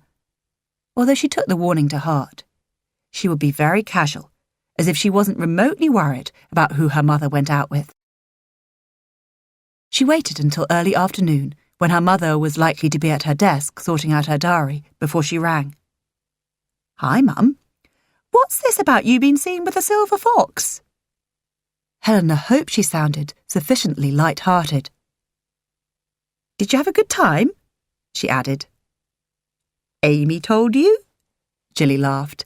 I didn't think it would take Michelle long to tell on me. To be fair, I think she was more impressed and disapproving. Helena managed to hesitate for 1/10 of a second before going on. So, who was he, and how did you meet him? Honestly, darling, anyone would think I was an underage convent girl, not a middle-aged woman, quite old enough to be in a public place with a member of the opposite sex. Helena's laugh sounded a bit false, even to her. Sorry, I'm just curious. There was a pause. Helena could picture her mother, who by now would be playing Spider Patience on her computer, something she always did while on the phone, unless it was a business call. Therefore, a hesitation on Jilly's part didn't always mean she was thinking of what to say. She could just be working out a move with her game. Are you still there, Mum? Or have you got a tricky Patience to get out? Jilly laughed again. Honestly, Helena thought her mother could almost be accused of being giddy. So, I can't decide if you're holding out on me or wondering if you'll have to start your game again for the 100th time. Of course I'm not holding out on you. His name is Leo Simmons. I've only just met him, and he had a spare ticket for the opera at Gainsborough House and asked me if I'd go. He's new to the area and doesn't know many people. I was just helping him out. Did you bring the picnic? I did. You know how I love making picnics. Were there leftovers? There were, but I'm afraid I left them in the car with Leo. He was so appreciative. I'll forgive you if you promise to arrange for me to meet him, said Helena, feeling she was winning. Just a casual Sunday lunch would do. You could invite Martin and Cress. Then it would look as if he was having to meet all the family because we were going out properly, which would be a bit much, considering we're not. Just invite me then, said Helena, determined to meet her mother's silver fox. That would look worse. Really, Helly, you are being a bit unreasonable. You know me, I'll go to any lengths to get one of your Sunday lunches. She paused. I know. Why don't I bring someone? Who? Amy? That would look very normal, I must say. I go out with him once, and then 5 minutes later, make him come to Sunday lunch with 2 giggling schoolgirls. We don't giggle anymore, Mum. At least not all that often. And besides, I don't mean Amy. I mean a man. Jago would do well out of her invite. Her mother's Sunday lunches were famous locally. A man? You? Good Lord. Just a friend, Mum. Just like your friend. Helena was sowing the seeds carefully, not letting it look as if she and Jago were anything more than friends just yet. Okay, said Jilly. I'll see what I can do. Jilly continued to sit at her desk, playing Spider, when an email appeared at the top right-hand corner of her computer and drifted into her inbox. Maybe inviting Leo to Sunday lunch would be easier than she thought. She clicked on his email, unable to stop smiling with delight. Chapter 9. It's kind of you to come with me, said Helena to Jago, as she drove them to Fairacres the following Sunday. It'll stop my mum thinking I'm checking out her boyfriend, which I totally am.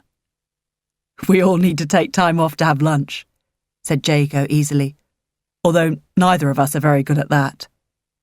We have deadlines, said Helena, and I promise the food will be good. If you can put up with a certain amount of probing and we stick to our just good friends trying it out, things like that, it should be fine. Jago shrugged. Some people would think I was mad not to claim you as my girlfriend properly. Sweet of you to say so, said Helena, convinced he was just being gallant. But those who know me would think it was crazy if I was treating us seriously as a couple so soon. She paused. It's a slight shame that my brother and his wife are going to be there.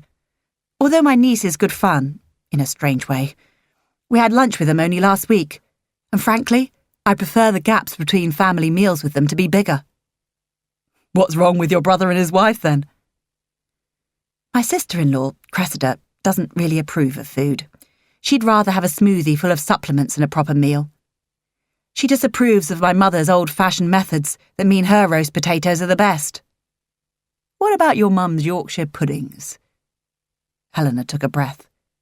I feel so disloyal saying this, but just sometimes they aren't so good. Everything else will be stunning. 2 puddings afterwards at least, and lots of fabulous gravy. Sometimes I make the Yorkies for her. Jago didn't speak for a few moments. OK, I'm still on board for this. I can cope with a little bun instead of a Yorkshire pudding. Helena laughed. It sounds as if you've experienced those. Many times. Jilly wished Leo hadn't been so keen to come to her early and help.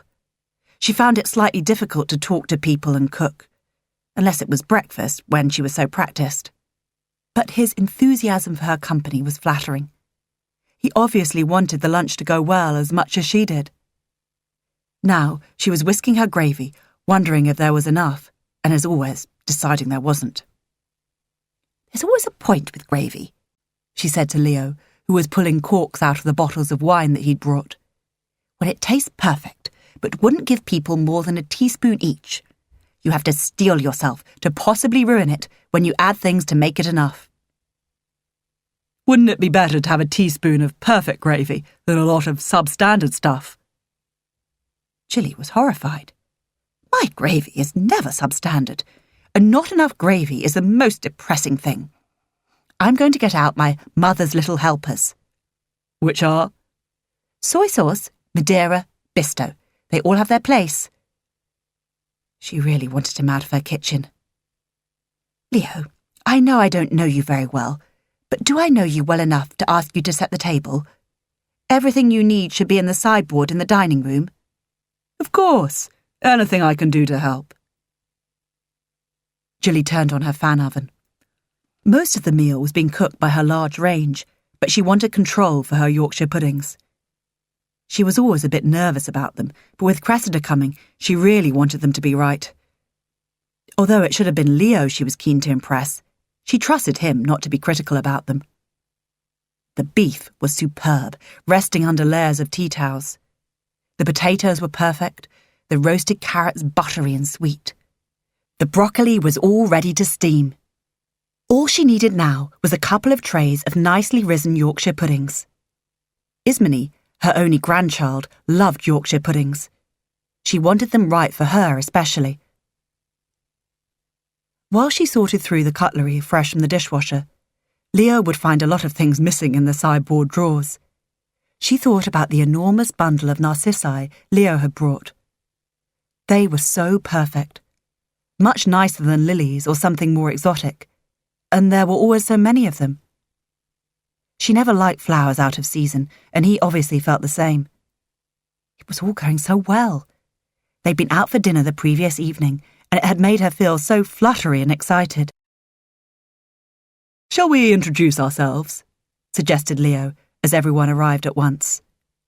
"Good idea," said the tall man who'd arrived with Helena. At first sight, Jilly liked him.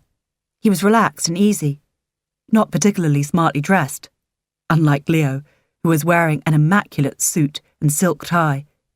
But he was friendly and managed to make conversation with Martin, which could be difficult.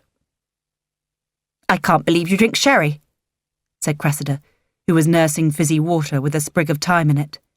"It's an older person's drink." "I like sherry," said Helena, sounding defiant. "And I think it's coming back into fashion." "Who cares about fashion?" said Jago. "You either like something or you don't." "So that's why you're wearing clothes out of the 80s? Cressida asked, but in a way that didn't quite qualify as being rude. Jago gave her a very charming smile. "That's it exactly." "Oh, look, here's Yuli," said Ismene, leaving her mother's side and going towards the cat. "Don't touch him," said her mother sharply. "You'll get covered with hairs." Jilly noticed that Leo had stepped away from the cat as well, but cat hairs would be hard to get off those elegant trousers. She clapped her hands, and Ulysses, taking offence, stalked out of the room. "Maybe you could top up everyone's glasses for me, Leo," said Jilly into the silence. "I've just got to put the green veg on." As she hurried back to the kitchen, wishing she could stay there, Jilly hoped that the cat would stay out of the way and that Jago and Cressida wouldn't get touchy with each other. Helena was being a bit odd, although she was saying all the right things. Probably hungry, she thought. She'd have gone without breakfast to save herself for a big lunch. As a child, she was always grumpy if her blood sugar level dipped. Jilly came back into the drawing room and sensed that 2 glasses of sherry hadn't been enough to lighten the atmosphere. "Let's go and eat," she said. The veg should be cooked by the time everyone had sat down. Overcooked, possibly. "Would you like me to carve?" suggested Leo instantly. "Thank you," said Jilly. She really preferred to carve herself, but with everything else that needed to be organised, letting him do it freed her up for other things. Helena followed her mother into the kitchen. "Terrific Yorkshires," she said admiringly, taking the dish from Jilly so she could take them through. "Well done, Mum." "I did them in the fan oven," said Jilly, "but I'm relieved they turned out so well." "Wanting to impress the new boyfriend, then?" Helena said this in a joking way, but something about her worried her mother. She was being perfectly polite, but she didn't have her usual sparkle. "Well, you know me. I like things to be perfect." Jilly paused, shifting her grasp on the potatoes. "Everything okay with you?" "Yes," said Helena vehemently. "I've practically got a boyfriend too." "Lovely," said Jilly, trying to match her daughter's enthusiasm. "So, how did you two meet?" asked Helena, when all the initial passing things round the table and Jilly getting up to fetch the horseradish had been got over. She was looking at her mother. "Didn't Leo value the house for you?" asked Cressida, her fork loaded with broccoli. Jilly felt herself blush and hoped Helena would think it was a hot flush. Yes." "And I was able to give it a very good value," said Leo, sounding satisfied with a job well done. "I didn't know you were going to have the house valued," said Helena bleakly.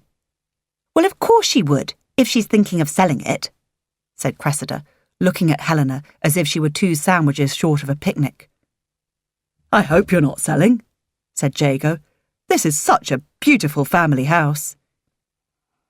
"You can't expect Jilly never to downsize because you like her house," said Cressida. Jago looked quizzically at Cressida. "I was just saying."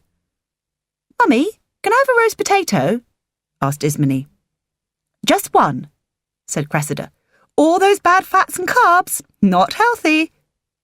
"Oh, come on, Cress," said Helena. "It's Sunday lunch. Let Izzy have a roast potato and a Yorkshire pudding." "I have," said Cressida, glaring at Helena. Jilly's heart sank. Just when she needed her family to behave, when they had strangers around them, Helena got irritable with Cressida. She found herself sending Leo a desperate look. "So, what do you do, Jago?" asked Leo, responding to Jilly's silent appeal. "I'm a builder," said Jago cheerfully. "He's my landlord," said Helena, "only not for much longer. I have to move out very soon." "That doesn't sound very friendly," said Leo. "Darling," said Jilly, putting her hand across so she could touch Helena's. "You could always have the ground floor bedroom if you need it, in spite of what my accountant said," she added, not meaning to say it out loud. Leo looked at her. "Oh, accountants, they're always stuffy and boring," he said. "Take no notice of him." "I always take notice of mine," said Jago. "He keeps me out of trouble." "So, Jago," said Jilly, keen to take control of the conversation. "Tell us about your building work." Only after the words were out of her mouth did she realise it might be hard for someone to talk about being a bricklayer or whatever. Sometimes she wished she wasn't so middle class. "I mostly do conversions," said Jago. "I buy big, old, dilapidated houses and turn them into flats." "Creating second homes for Londoners, no doubt," said Cressida. "Actually," said Helena, "Jago creates homes for first-time buyers who can't afford much." "Can you afford to be so philanthropic?" said Leo. "Yes," said Jago, smiling calmly.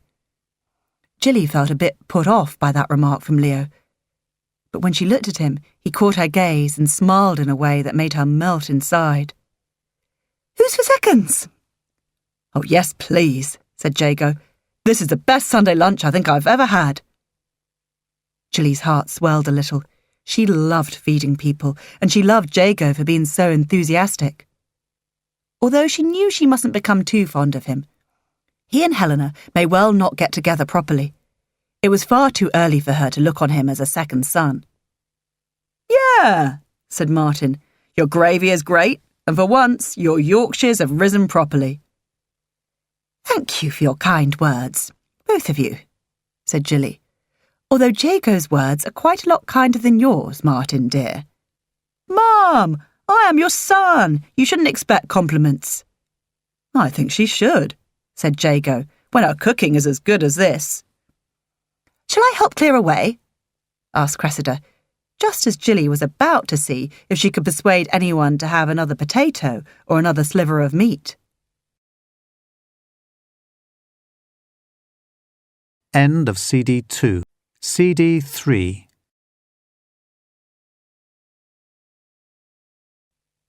Helena leaped to her feet. "Don't bother, Cressida. I know where everything goes." "So do I," said Cressida, sounding a bit surprised. "I'll help too," said Leo. Jilly got to the kitchen first, hoping to field the huge number of dishes that were about to fill it. It was a magnificent kitchen, and she loved it, but it was slightly short of work surface. "Why don't you go back into the dining room and see if everyone's got wine?"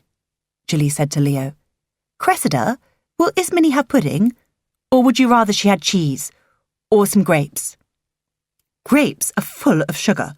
I can't believe you still think they're suitable food for a child," said Cressida. "Well, go anyway," said Jilly, feeling fairly calm about this admonishment. "I'm assuming you won't want chocolate then. I have some of the 90% cocoa solids you're so fond of." Cressida managed to smile. "Then I do want it. Unlike ordinary chocolate, I count it as a health food." Jilly took a bar from the cupboard and handed it to her daughter-in-law with a smile that even Cressida would realise meant, "Please leave my kitchen." Now, Jilly could find out what was up with Helena. "Everything okay, love?" asked Jilly as Helena rinsed the plates and loaded the dishwasher while she retrieved one pudding from the range and another from the fridge. "Oh yes, fine," said Helena. "Actually, Jago has found me somewhere for my loom, so that's one less thing to worry about." "He's such a nice man," said Jilly, which was code for, "Tell me all the details of your relationship." "He is, although of course we're only really friends at the moment." Helena found a tablet for the dishwasher and switched it on. "Although it might lead to something else." "You never know," said Helena with a teasing smile. "Starting off as friends is always a good thing, even if it doesn't develop into something more," she added quickly, seeing that Helena was going to protest about it being early days and too soon to tell. But as she said it, Jilly wondered if she and Leo were just friends. She thought not from her point of view anyway. "What else have you got to worry about?" said Jilly, wishing Helena would just tell her why she was being twitchy. "Oh, you know, all the work I need to do before World of Wool.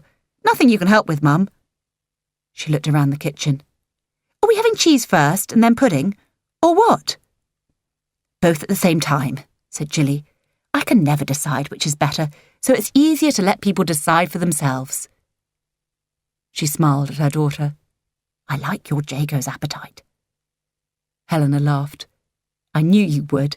I didn't say anything to him, but if I had wanted him to make an extra good impression, I'd have told him to accept second helpings of everything." "Why didn't you tell him?" Helena shrugged. "Didn't think I need to." She paused, possibly searching for the right thing to say. "Mum, you know I like to clear up a bit before I go, but today I need to get off fairly speedily. Will you be okay? Will Leo help?" "I'm glad you like him," said Jilly, although she knew that Helena hadn't said that. She wasn't entirely surprised that Helena was ambivalent about Leo, which was why she hadn't really wanted to introduce him so soon. Leo was the first man she'd gone out with since her divorce. It was bound to be a shock for Helena. Cressida and Martin seemed quite relaxed about it, but it was different for them, she supposed. Martin had left home, more or less, before the divorce. He'd had a couple of years working abroad before he came home and went to university. He hadn't seen her pain in quite the same way that Helena had. She sighed. Maybe it was asking too much for Helena to like any new man she might meet as much as she did. But perhaps Leo would grow on her. Chapter 10. So, if you don't mind my asking, said Jago, what's the matter? He had a collection of foil-wrapped parcels on his lap, given to him by Jilly as he got into the car. Helena slowed down a little. Sorry, I'm just a bit upset. I can see that. But why? Leo was okay, wasn't he? Not my type, obviously, but... Helena had been fighting with herself from almost the first moment they had arrived at her mother's house. Do you mind if I tell you why I don't like him? Jaco's quickness to pick up on her feelings encouraged her to confide in him. Of course not. I don't think he's ever going to be my best friend. Why do you say that? Asked Helena sharply. Jago shrugged. As I said, not my type. So why don't you like him? He seemed to be pretty much a ladies' man. Maybe I should wait until we get home. It's a bit weird. So, your place or mine? I quite fancy having the third portion of pudding your mother gave me. Her pastry is amazing. Yours, mine, I don't care really. Let's go to mine, said Jago.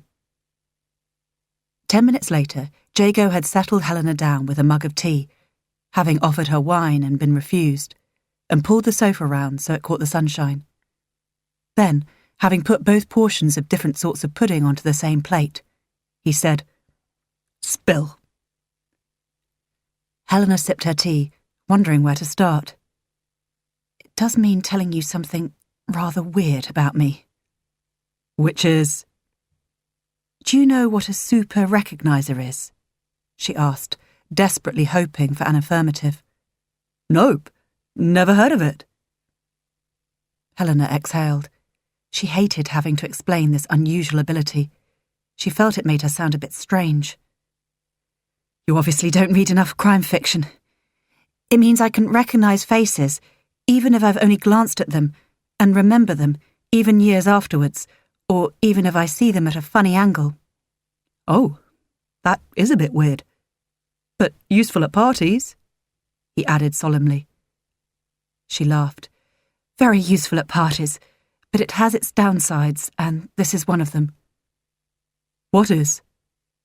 Recognising that the man my mum has started to go out with, and obviously is already quite into, is the man who nearly got her and me killed years ago. Jago sighed now. That is awkward. What were the circumstances? He was driving a car towards us on the wrong side of the road, far too fast. If Mum hadn't reacted so quickly, he'd have crashed into us, and we'd both have been killed. Jago didn't speak for quite some time. Are you sure? Helena bit her lip. I've had the whole of lunch to think and rethink, and I can't make the answer different. If I could, I would. Yes, I'm sure. And he was driving too fast? For a motorway, no, but for the country lane we were on? Definitely. If Mum hadn't pulled out of his way into the ditch really quickly, we'd have met head on. He didn't stop, although he'd obviously seen us. He just drove on. That's outrageous. Helena drank some more tea.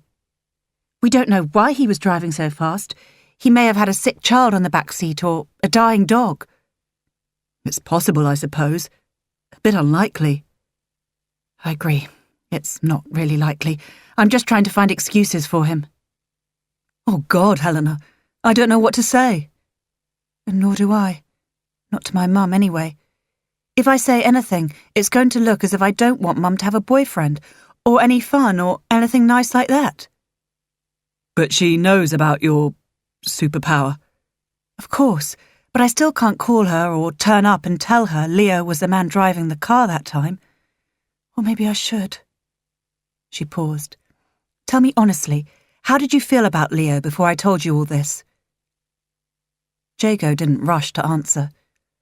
Like I said, I don't think we'd ever be soulmates. He paused again, for an agonizingly long time. I'm not sure I entirely trust him.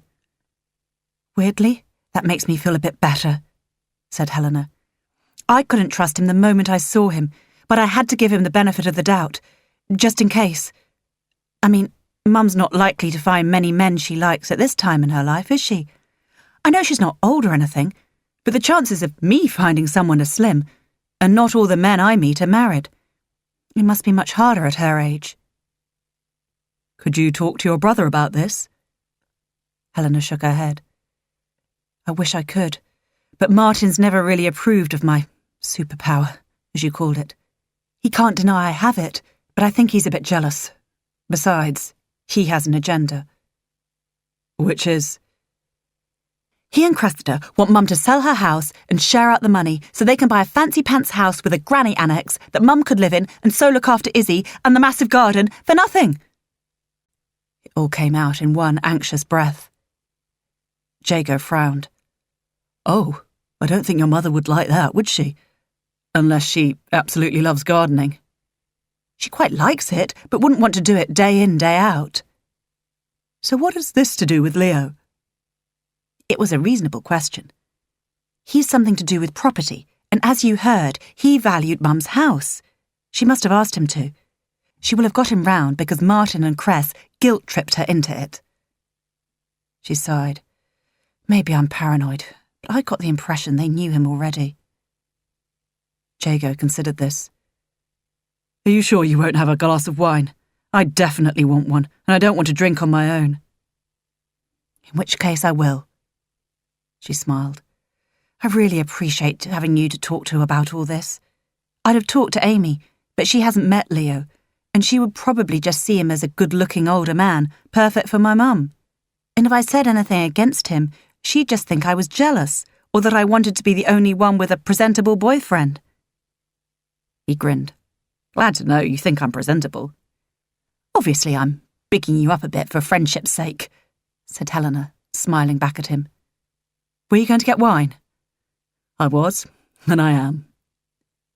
A few minutes later, he handed her a large glass of red. I hope you like it. What we have to wonder is, would Leo like this wine? He's obviously a bit of an expert, said Helena. I don't actually care if he likes it or not, but I want you to have something you like. Then we have to find a solution to your problem. Oh, that's delicious, said Helena, having taken a sip. She was finding Jago very easy to talk to, and the wine would make him even more so.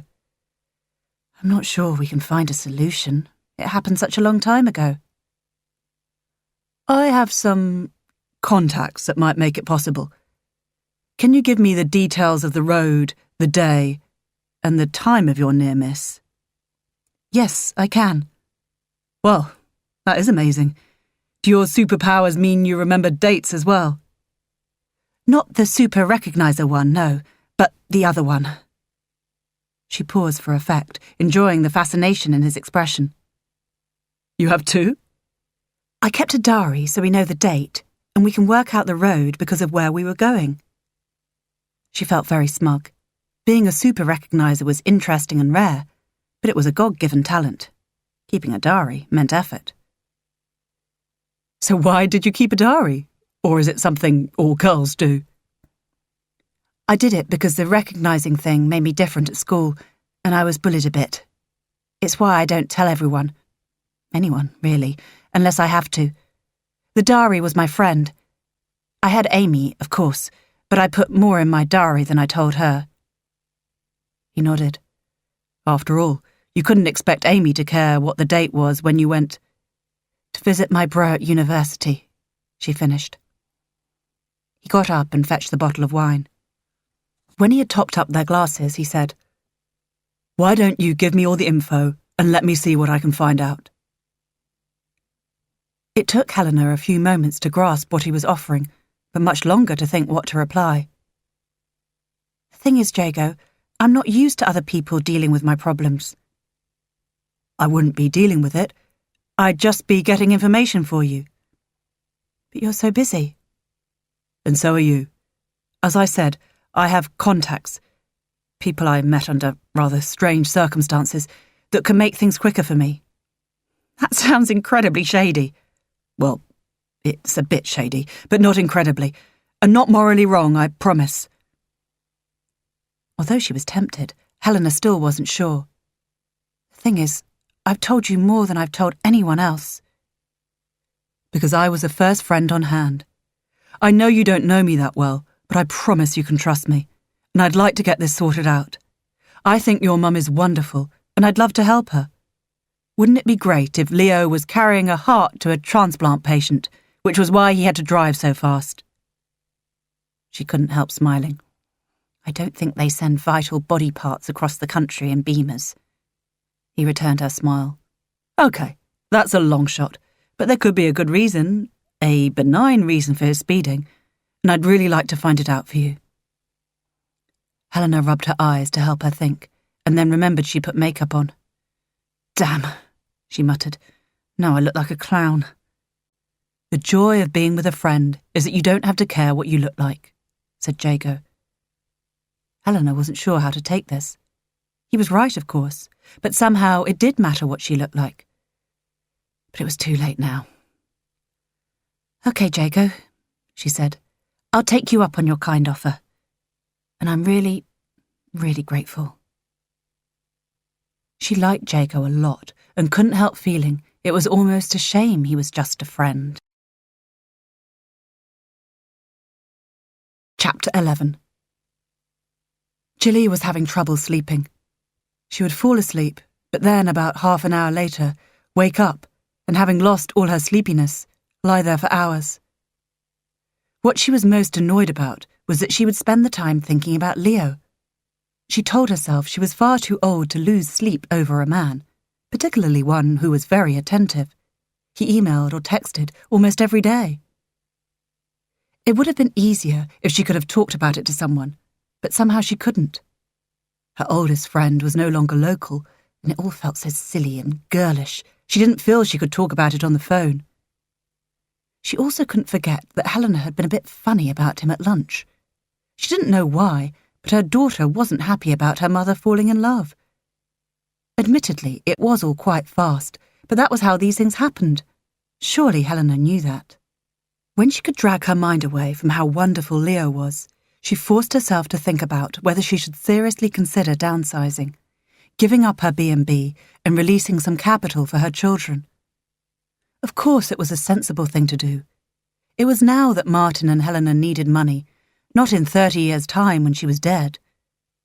And if Fair Acres was worth what Leo said it was, she could buy a nice little cottage, and Helena would have enough to buy a studio, and Martin and Cressida could buy something a bit bigger. What she was certain of was that she was too young to live in a granny annex. She didn't even like the expression.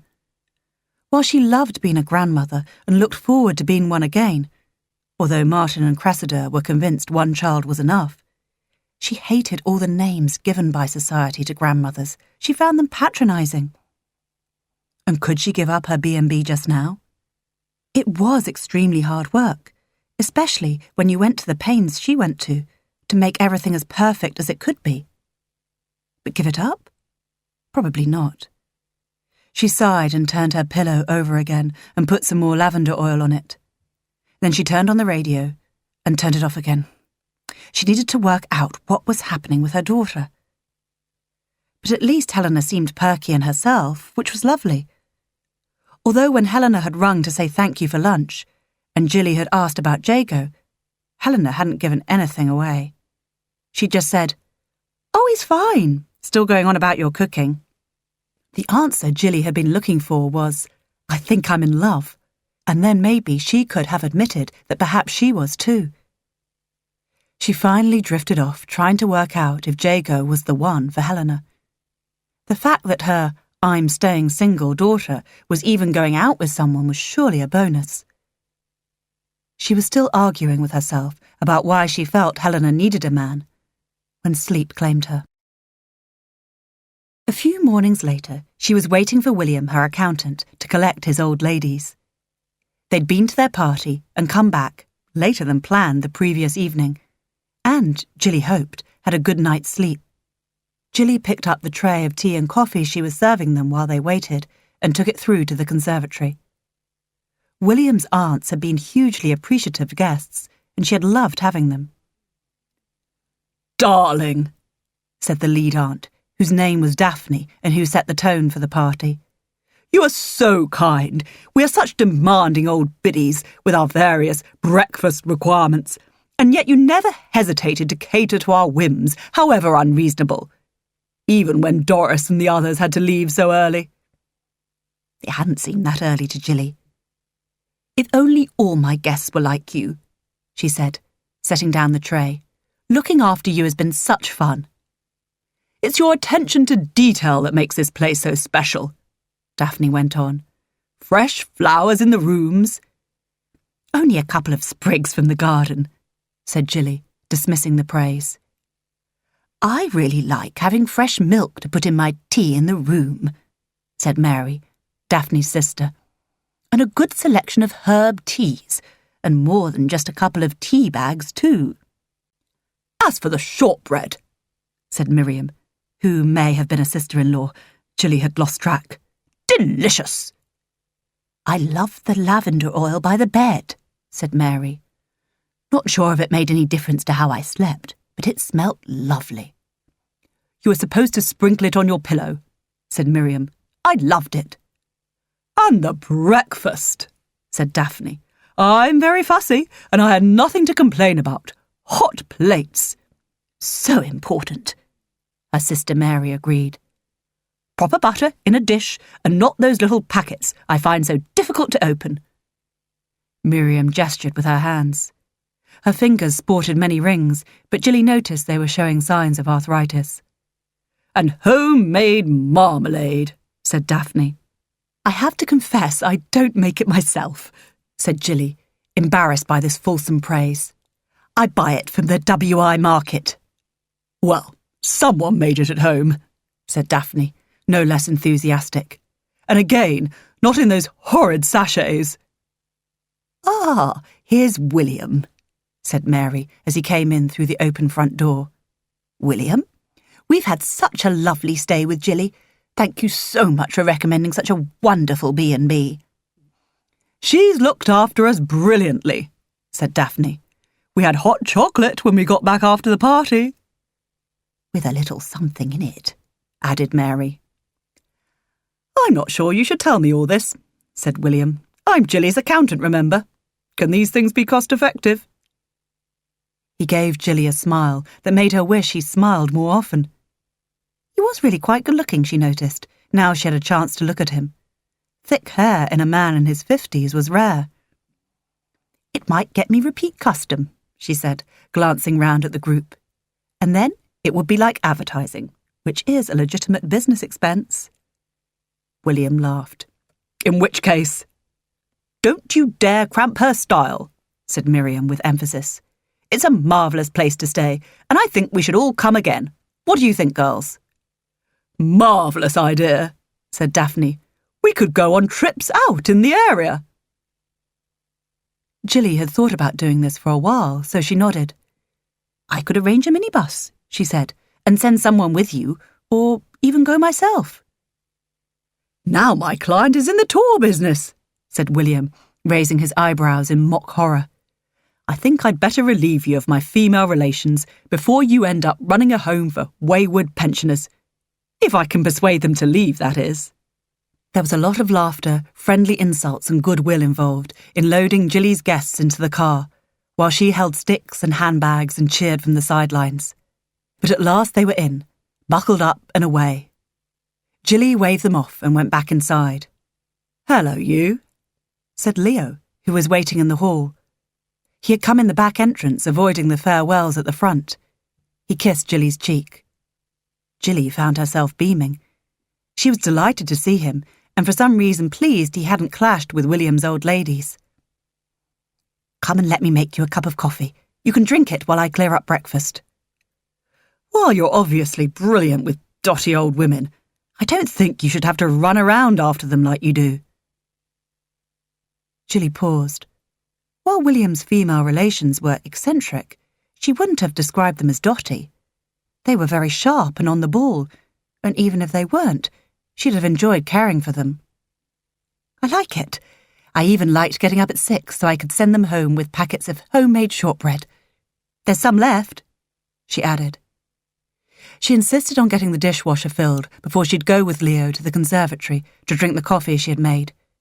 She didn't really want more coffee, but she did want to spend time with Leo. I think it's time you retired, he said, as she handed him coffee and a plate of biscuits. Why? Said Gilly, smiling at his joke. What would I do with myself if I didn't have my guests? I'd only get up to mischief. You could get up to mischief with me, he said. I want to take you to Vienna. Vienna? Said Gilly. I think Paris and Venice are rather overdone, don't you? I don't want to take you to a romantic cliché. Gilly was taken aback. The thought of being taken to Bognor Regis by Leo would have seemed romantic. It sounds wonderful. It did. Already she was imagining a gorgeous little boutique hotel, going to amazing world-class restaurants, chauffeured limousines. The number of bedrooms involved was for contemplation in private. It wasn't that she hadn't thought about sleeping with Leo, but her imagination had never got her from being fully clothed to being naked in his arms. She just didn't see how it could happen at her age. But we can't go if you're still running a B&B. I do go on holiday, she protested. But presumably it takes planning. Of course, but it must be the same for you, surely. Leo nodded. Some, of course, but I can work from anywhere. It's not the same as being a bed and breakfast landlady. Gilly had a sudden vision of herself standing at the door of a boarding house in some desolate seaside town, her arms folded, her expression grim. Her excitement about his invitation dimmed a little. Well, no. He smiled and put his hand on her knee. She felt it all over her body. Did you get Martin's email? He asked. What? How did you know he'd sent me an email? He copied me in. He realised you didn't really like the house they showed you before, so he's found somewhere else. It's got a proper granny annex. Gilly swallowed. I'm not sure I'm ready to live anywhere with the word granny in it. I'm still a working woman. His laugh was very sexy. That makes you sound like you're on the streets, if I may say such a thing. Then he rubbed her knee. Now I've offended you. I'm sorry. Let's look at this house, shall we? As Gilly went to find her laptop, she realised Leo and Martin must have met before they all had lunch together, and wondered where that was and why they hadn't mentioned it. Was it something to do with Martin and Cressida wanting to move? But then she decided it wasn't important. Okay, she said, having joined Leo at the partially cleared breakfast table. Let's have a look at this house. It was over-modernised, Gilly felt, but it would suit Martin and Cressida. So, I am supposed to sell my house so Martin and Cressida can buy this. She tried very hard to keep her voice neutral. The joy of this one is, you could build in the garden, said Leo, and so add to the value of the property. It could house staff or be rented. He paused. When I die, said Gilly, suddenly feeling very old. Looking at the price of the property Martin had been so keen to show her meant he was expecting a good chunk of money from the sale of Fairacres. Maybe you wouldn't want to move in there. Maybe you could just have it as a fallback position. Sorry, I am not quite following. Leo was implying she wouldn't need to live there. So where did he think she could live instead? In his house? However she might feel about him, it was far too soon for her to think about cohabiting. We can talk about it later, he said easily. Now, you get your diary up on your laptop, and we can find a weekend when we can go to Vienna. A long weekend. It's a fascinating city. At that moment, Jilly regretted her failure to fully master using the diary function on her laptop and relying on an old-fashioned desk diary for her B&B bookings. She realised it made her look ancient, as if she couldn't grasp new technology. She could, but she was a bit lazy about it, Helena always said. Leo didn't comment when she came back with her diary. Ulysses followed her into the room and jumped on the sofa between them. "So," she said, "when were you thinking of?" "June's a lovely month," he said, pushing the cat onto the floor. "Yes," said Jilly, knowing it was also a busy one for her. She flicked through to June. There was a booking for every single weekend. "July?" she suggested, hoping there'd be a vacant weekend in it. "I can't understand why you're booked up so early," said Leo, sounding a bit cross, possibly because the cat had jumped up again and was heading for his lap. "It's only April." "These clients have been coming for years," explained Jilly, setting Ulysses gently onto the floor. "They like to book well ahead to make sure of getting their favourite rooms." "Well, could you ask them to rebook so they all come on the same weekend and you have a weekend free?" "Not really," said Jilly. "They'd been coming on those weekends for years, and there wouldn't be room for them all at the same time." She realised she was repeating herself. "The weeks are freer. Why don't we go midweek?" "I can't go midweek. I work." "September is a lovely month," said Jilly, dismissing the thought that she worked too, at the same time as she fielded her cat, who seemed determined to get on Leo's lap. "Let me pencil in some dates for us to go away then." She quickly did so. "I'm sorry to be so impatient," Leo said. "I just want to take you away. If you sold this house and retired, you'd be freer." He got up from his chair and swiped at the cat hairs that had landed on him, in spite of Jilly's efforts to protect him.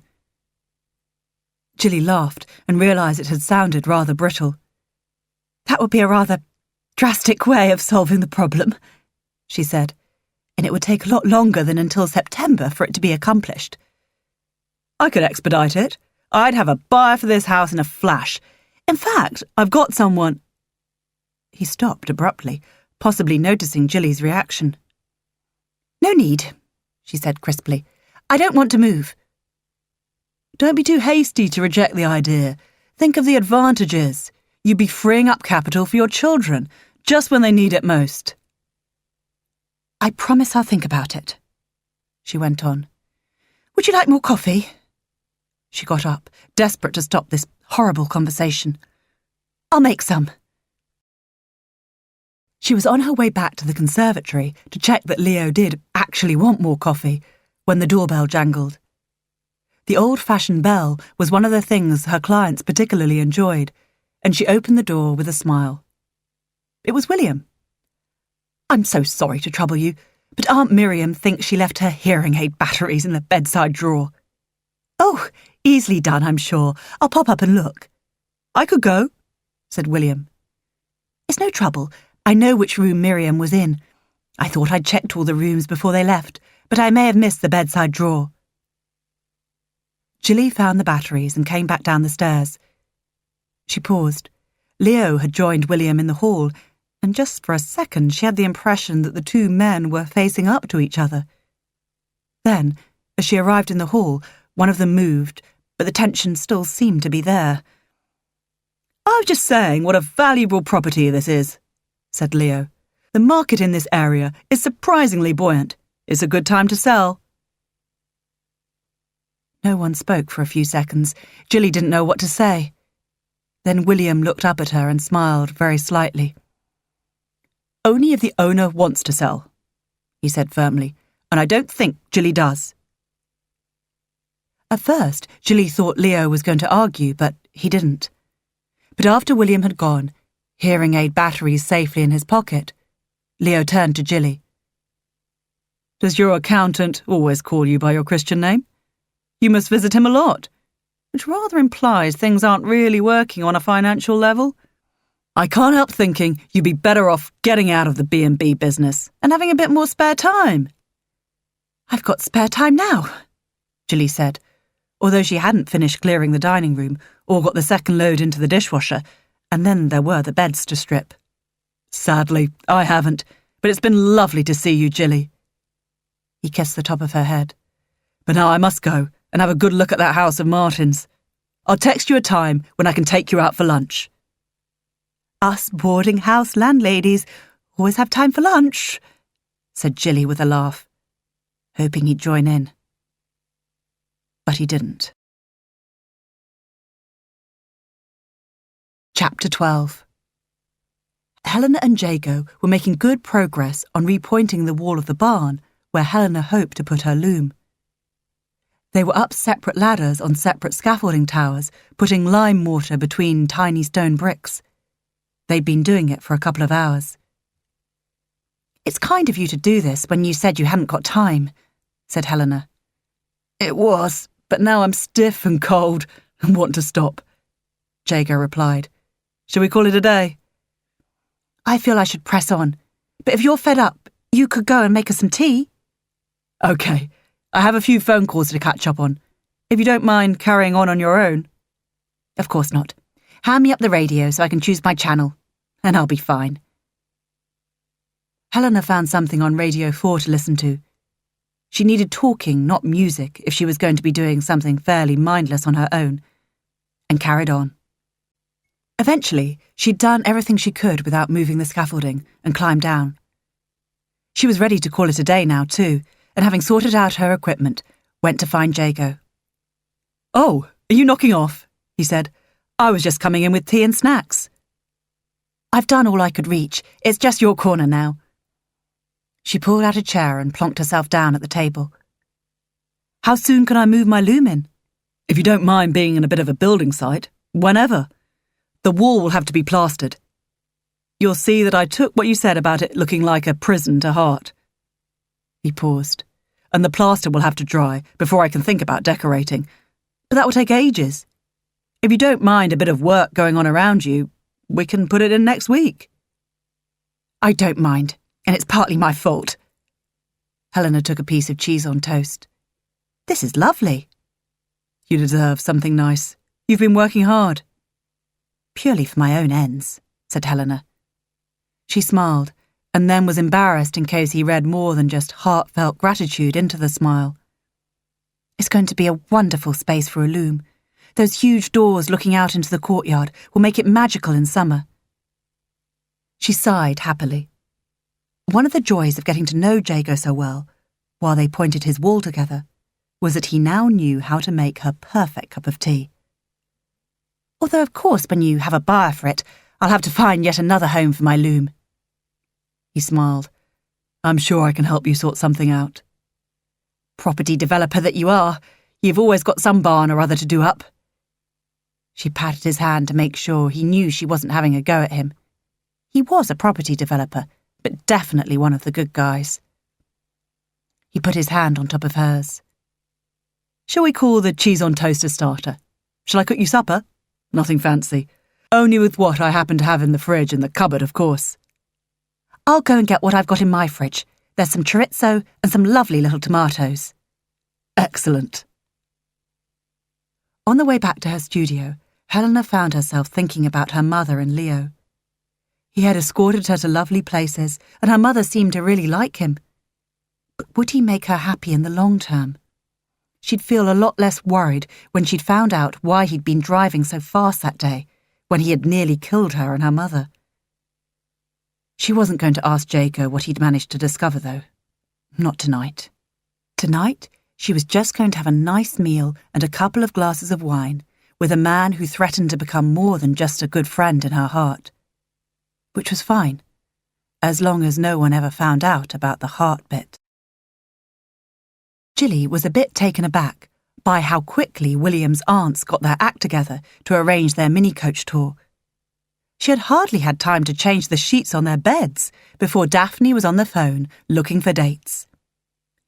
"We can come next weekend if you could have us," Daphne said, "and have supper with you too." Jilly looked at the diary and decided she could do that if she moved the one booking she had to her bed and breakfast friend.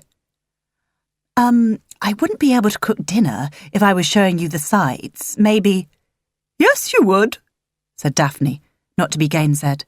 "Just do a casserole and put it in the range cooker.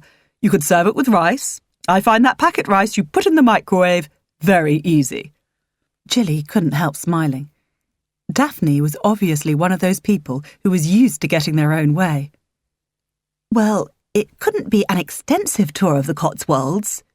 "We wouldn't want that. We're too old for too much culture.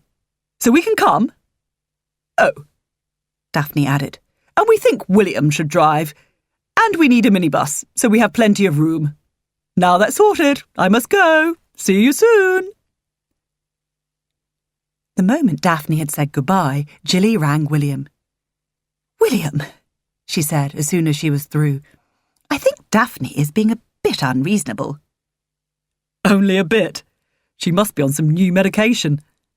Jilly laughed. "Seriously, she wants you to drive a minibus round the country for her and the rest of the gang." She paused, distracted. "Is there a collective noun for aunts, do you think?" "I think in this case it would be a Daphne of aunts," said William. "But don't worry, she did warn me, and I'm perfectly happy to do it." "I'd drive them myself, only I'm not entirely sure I'd be up to it." "Also, I don't think you could be a proper tour guide if you were wrestling a large vehicle down small lanes while wrangling that crew of reprobates. I certainly couldn't do both." "That is really sweet of you. Your Daphne of aunts don't know how lucky they are, having a nephew like you." "I think they do," said William. "And to be fair, only 2 of them are my actual aunts." "Well, they want dinner afterwards, so I do hope you'll join us. In fact, I'll channel my inner Daphne and insist that you do." "But will you want to cook dinner after being with them all day? Wouldn't you rather I booked us all in at the George?" "Oh, no. Daphne told me that I could do a casserole and that microwave rice is very easy, so not a problem at all." William laughed. "In which case, I'd be delighted to accept. You will charge them a handsome amount, won't you?" Jilly didn't answer. She hadn't had a chance to work out how much to charge, but her fondness for the ladies would have made her lenient.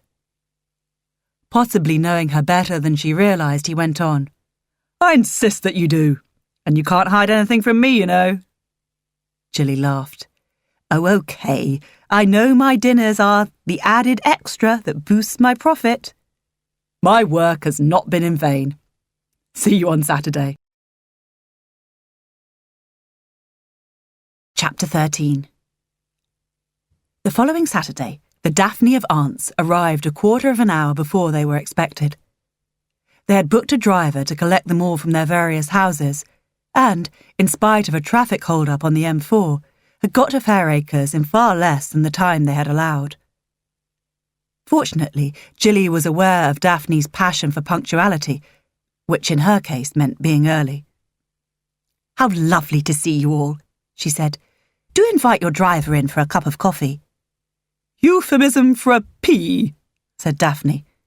"But also for coffee," Jilly persisted. "I expect he needs some after that long journey." "Euphemism for he needs caffeine after driving a rabble of batty old ladies," said Daphne. Jilly laughed. Daphne could have been a mind reader. "That too. I'll go and get him. You come in anyway. I'm all ready. We just have to wait for William. He's picking up the minibus." When everyone was installed in the minibus, sticks and walking aids to hand, Jilly turned round from her seat in the front next to William. "I feel like a proper tour guide. If I start holding up a rolled-up umbrella, talk me down gently." "You carry on, darling," said Daphne. "We are as eager to follow you as a playground full of children after an ice cream van." "That's a rather energetic analogy," said Mary, more thoughtfully. "But I like it." "If everyone's strapped in," said William, "we can go." Their first visit was to a little church, which was not only historic, but quite near a garden centre. Everyone loved a garden centre, especially one that had a huge outlet section. Jilly had chosen the church for its history. It was a plague church, built a little way away from the village, but also because it wasn't huge. It wouldn't tire the old ladies too much. Don't come in with us, said Daphne firmly. If you do, we'll feel obliged to look at everything and contribute generously to the upkeep of the building. You stay here and keep William company. I was looking forward to coming in, objected William. I like old churches. So do I, said Jilly. I picked this one particularly because it has high ratings on TripAdvisor. TripAdvisor, said Daphne, turning away from the minibus. Puh! I do feel like that about TripAdvisor myself sometimes, Jilly confided when she and William had got everyone safely into the church. Shall we defy Daphne and go in? We could, but on second thoughts, it might also be nice to go back to the minibus and sit quietly. He took her arm and they set off back in blissful silence. Jilly and William sat in the minibus and said nothing until the ladies returned. It was indeed peaceful. As she and William assisted the aunts back into the minibus, the thought flicked through her mind that being with Leo was always exciting. He liked to talk and talked well. Perhaps that was why she found him so attractive. Being with William was quite a different experience. She found herself enjoying the contrast. As she predicted, only to herself, the ladies loved the garden centre and came back to the minibus laden with carrier bags. We've all bought these super comfy shoes, declared Daphne. Mine are bright pink. It's one of the joys of growing old, said Mary, having displayed her blue pair, that you don't care what you look like. She paused. I don't mean that exactly, but if it's a choice between comfort and glamour, I choose comfort every time. Jilly thought about this. Before she'd met Leo, she'd have put herself in the comfort camp without hesitation. But would she let him see her in shoes like that? She doubted it. He was a man who appreciated elegant footwear. Something resembling a gym shoe in day-glow colours would not meet his approval. Jilly appreciated lovely shoes too, but only if they were comfortable. And sadly, either she'd been unlucky or it wasn't possible to have elegance and comfort at the same time. Obviously, you're far too young to have to make those choices, said Daphne, mind-reading again.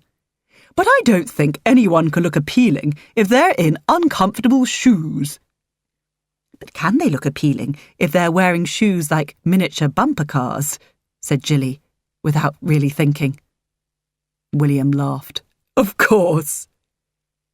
So, what did you buy? Asked Miriam, possibly sensing that Jilly needed a change of subject. From the garden centre. Oh, plants, said Jilly. A silver thyme, a lemon thyme, and another plain culinary one. You can never have enough time, said William. Jilly made a face at him. I get through a lot of it, and they all do taste different. And talking of time, we should move on. Our lunchtime appointment is in... She looked at her watch. 15 minutes, and it's about 25 minutes away. Drive, William, said Daphne. Drive like the wind. William exhaled and shook his head. Let's go. Lunch was very jolly. Jilly and William were not permitted to pay for theirs in spite of their protests. It's as if we're children and you're taking us out for a treat, said Jilly. And we are, Miriam said, so you must let us buy you lemonade and ice cream. In my day, we sat in the car outside pubs for hours, sharing packets of crisps, said Mary. It wouldn't be allowed nowadays. A bottle of warm Coke, if we were lucky, said Daphne. I hated Coke. I suppose because I only ever had it warm. This sparkling water is lovely and cold, said Jilly. Daphne laughed. You can have wine later. Now, let's have a look at the menu. Jilly had planned a short walk to a monument for after lunch, but when she turned round to declare they had arrived, she saw that everyone was asleep, mouths open, faintly snoring. Oh, she said to William, we might as well have a nap too then, I suppose. Are you feeling drowsy? If not, we could go and see the monument. Have a bit of a walk? Actually, some fresh air would be good. He got out of the minibus quickly and was there to take her arm as she got out. She was confused. Had he just got into the habit of helping people, given he'd been doing it all morning, or was he quite old-fashioned? He kept hold of her arm as the path was muddy. "I'm quite glad our party didn't get out here now," she said. "They might have slipped and hurt themselves." "And they would have brought a lot of mud into the bus too," said William. "So now I don't have to clean up after them. Come on." He continued to hold her arm as they walked, and Jilly found it surprisingly pleasant. He let her go when he reached the viewpoint. "Wow, look at that," said Jilly. "This view is why I thought the ladies would like the monument." "It is spectacular," William agreed. "Fantastic to glide over." "I'm not sure I'd ever be brave enough to go gliding. I'm not great at small planes." "I took Daphne up once. She loved it, although she didn't expect to. It was a few years ago, though, when she was more mobile." He chuckled. "Getting her into the glider was interesting, but worth it." "She's jolly brave," said Jilly. "A proper feisty woman." "Definitely on the eccentric spectrum, but that's a good thing. She, Mary and Miriam have a lot of fun." "Sometimes I wonder if I have enough fun," said Jilly, thinking about what Leo had been saying a few days earlier.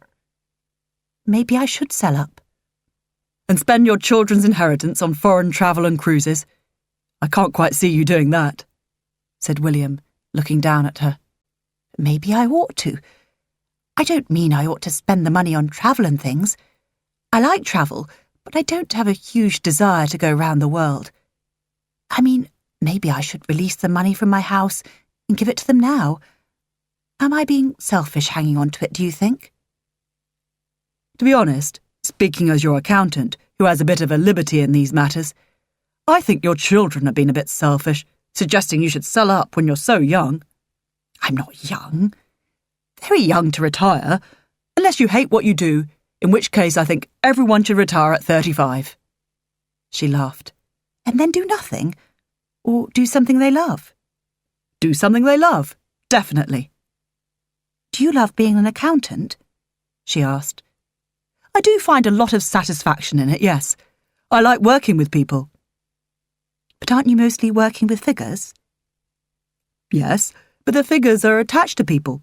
I get to know people's lives from how they spend or save, take risks or keep their money safe at all costs. It's fascinating." He paused for a minute, looking at the land. "I don't think you'd do so well at your B&B if you didn't love it." She nodded.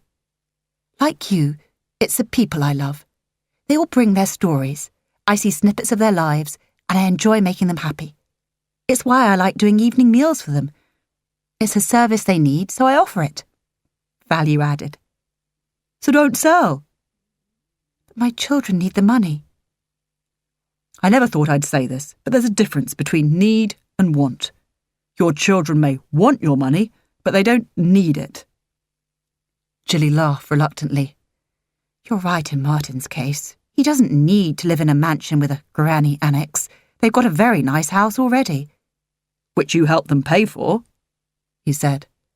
"I can't hide anything from my accountant," said Jilly, laughing properly now. "But Helena does need it." "Does she? Wouldn't she rather sort out her own problems?" "Probably, but I'm not sure she can." As a mother, she'd never got over the wanting to make everything all right for her children phase, even when they were adults.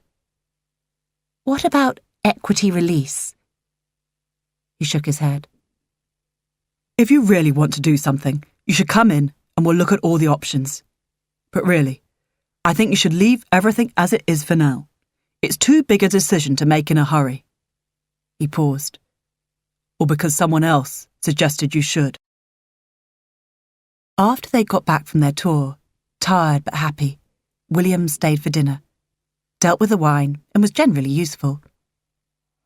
Jilly reflected that her ex-husband Sebastian had never been useful like that.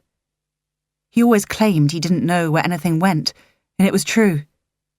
Jilly felt he could have taken the trouble to find out where things went, but it was a policy with him. He prided himself on not helping around the house, as he was the one who put food on the table, as if that exonerated him from doing anything else. Sebastian had never changed a nappy in his life, not part of his job description. Now, here was William filling the dishwasher and finding out where the glasses were by looking and asking. "You are being amazing," said Jilly, after he'd managed to locate some very pretty pudding plates she didn't use very often, but thought the ladies would appreciate. "You could have just played host in the dining room." "It's a pleasure to hide out in here doing things. If I'd stayed in the dining room, my aunts would have started dropping heavy hints in stage whispers about my asking you out." "Goodness me," said Jilly, hugely taken aback.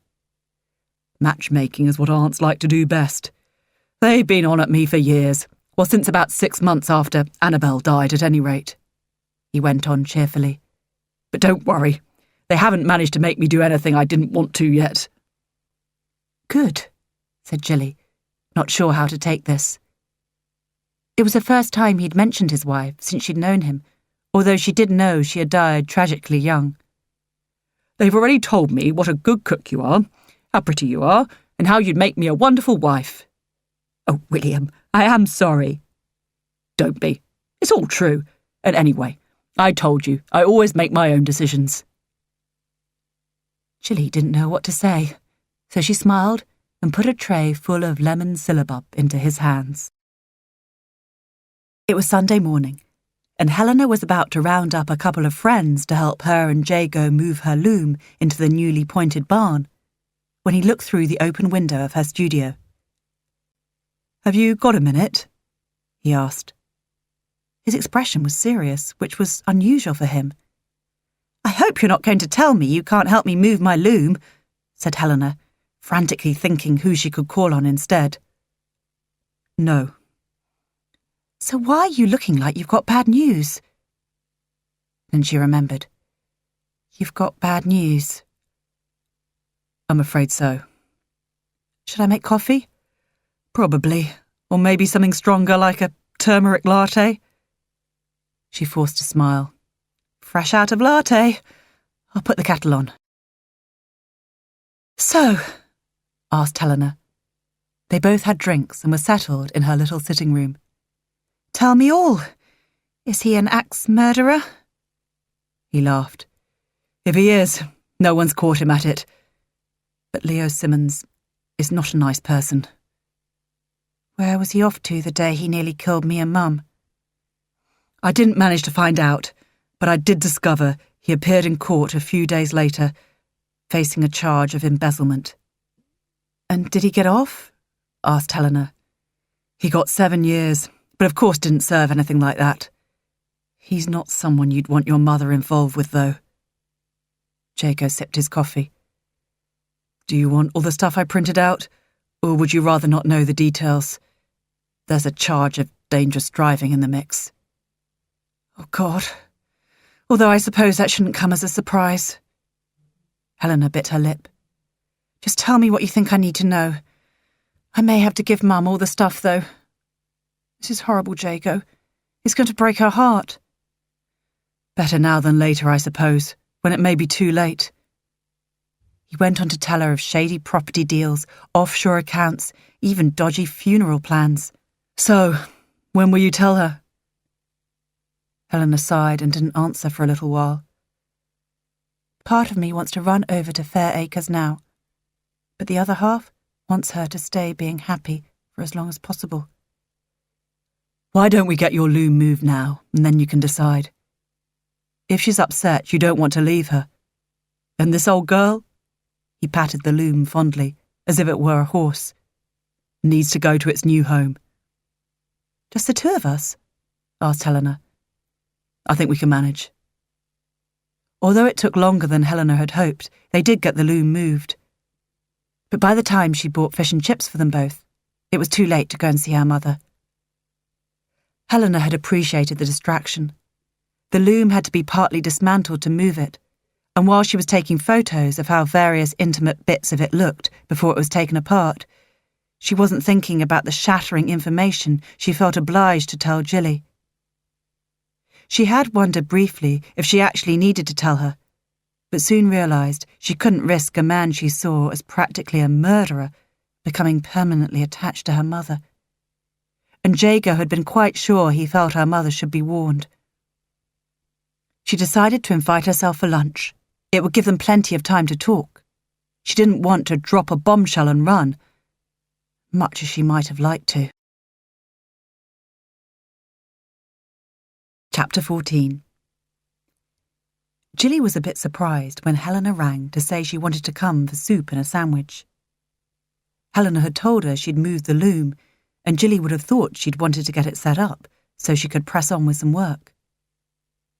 As Jilly had a butternut squash to hand, she set about making soup. Pre-roasted with chili oil and made creamy with coconut milk, it was Helena's favourite. As she hacked at the squash and made cheese scones to accompany the soup, Jilly wondered what was on her daughter's mind. She couldn't help remembering that she'd been a bit twitchy at the Sunday lunch when she brought Jago to meet her. Since then she'd seemed fine, although Jilly realised she hadn't seen much of her. They'd been in regular contact, and with Helena helping to get the barn ready for her loom and trying to get as much done for her wool fair, all had seemed normal. Maybe the poor girl just wanted some of her mum's soup, Jilly concluded, giving it a stir and tasting it. Not everything everyone did had an ulterior motive. "Hi, Mummy," said Helena quietly as she let herself in through the back door, and Jilly's heart sank. Helena hadn't called her Mummy since she was in primary school. There was definitely something wrong. "What's up?" said Jilly. She watched as her daughter tried to pretend there wasn't anything, but she'd always been an awful liar. "Let's have lunch first," said Helena, taking a cheese scone from the cooling rack and breaking off a bit. "I'm starving." "Okay," said Jilly, "but promise me it's nothing health-related, or something really ghastly." "Nothing health-related," Helena said quickly. "Let's have lunch." Jilly found bowls, plates and knives and put them on the table. The butter was already there. "Do you want a sandwich, or will the scones do?" "They're my favourite. Of course they'll do." Jilly relaxed a bit. But as Helena sipped the soup, Jilly noticed she was only nibbling her scone and was spending quite a lot of time fiddling with her knife, slicing off slivers of butter. She wasn't actually eating much. "What's wrong, darling?" Jilly said. "I wish you'd tell me. Have you broken up with Jago?" Helena put down her spoon. "Jago and I are just friends, Mum." "So what is it?" Seeing the anguish on her daughter's face was killing her. "Mum, it's about Leo." "Leo?" This was the last thing Jilly would have thought of. "What about him?" "It's not easy to say." "Oh, please, Helly, just tell me. If it's not health-related, what on earth can it be?" The thought that Leo might turn out to be married with a family did now cross her mind. "Is he married?" "Okay, Mum. Do you remember that time we were going to visit Martin at uni, and there was a car on the wrong side of the road, coming at us full pelt, and you had to swerve into the ditch to stop us getting killed?" Jilly thought, then nodded. "Yes, it was terrifying, and afterwards I never thought I'd get the car out of the ditch." Leo was driving the car. "What do you mean? How can you possibly know?" Then Jilly began to realise what had happened. "You recognised him?" "Soon as I saw him, when we all had lunch. I got a very good look at him at the time of the accident." Jilly had never known Helena to be wrong about things like this. If she said someone was whoever she said it was them, 100%. "So, why wait until now to tell me?" "Because I wanted to find out more about it. He may well have been taking a sick child to hospital." "We would have seen if there'd been a child in the back of the car." "Not if it was lying down, or it might have been an animal he was taking to the vet." Gilly's head was spinning. What a horrible coincidence. A coincidence that it had been Leo driving, one she would never have known about if it wasn't for her daughter's uncanny ability. They'd always joked about her having a superpower, but its effect was far from super now. She felt sick. But how would anyone be able to find out anything like that? It's not possible. Helena nodded. You're right. But my friend did find out other things about him. Things you ought to know too. Gossip, in other words. Gilly was cross now, and glad to be. It was so much better than being devastated. No, not gossip. Facts that can be proved. Gilly realised that Helena was as upset as she was, but she still wanted to kill the messenger. Like what? He did time in prison for embezzlement. Well, that's not murder, is it? And he's served his sentence? Does he have to be treated as a criminal for the rest of his life? Gilly got up from the table and started flinging things in the dishwasher in a way that she knew meant she'd have to reload it later, but not caring. She was shocked and angry and wanted to make a lot of noise. Mum, I'm not telling you what you should do with the information, but when I found out, I couldn't not tell you. But why were you even looking? You know why. Helena was very quiet, possibly a bit tearful now, but Gilly didn't care. Because of your stupid thing, said Gilly. Why can't you find out something nice with it from time to time? Helena got up. I'm going now. I'm really sorry to have upset you. And if Leo is the love of your life, I'll learn to get on with him.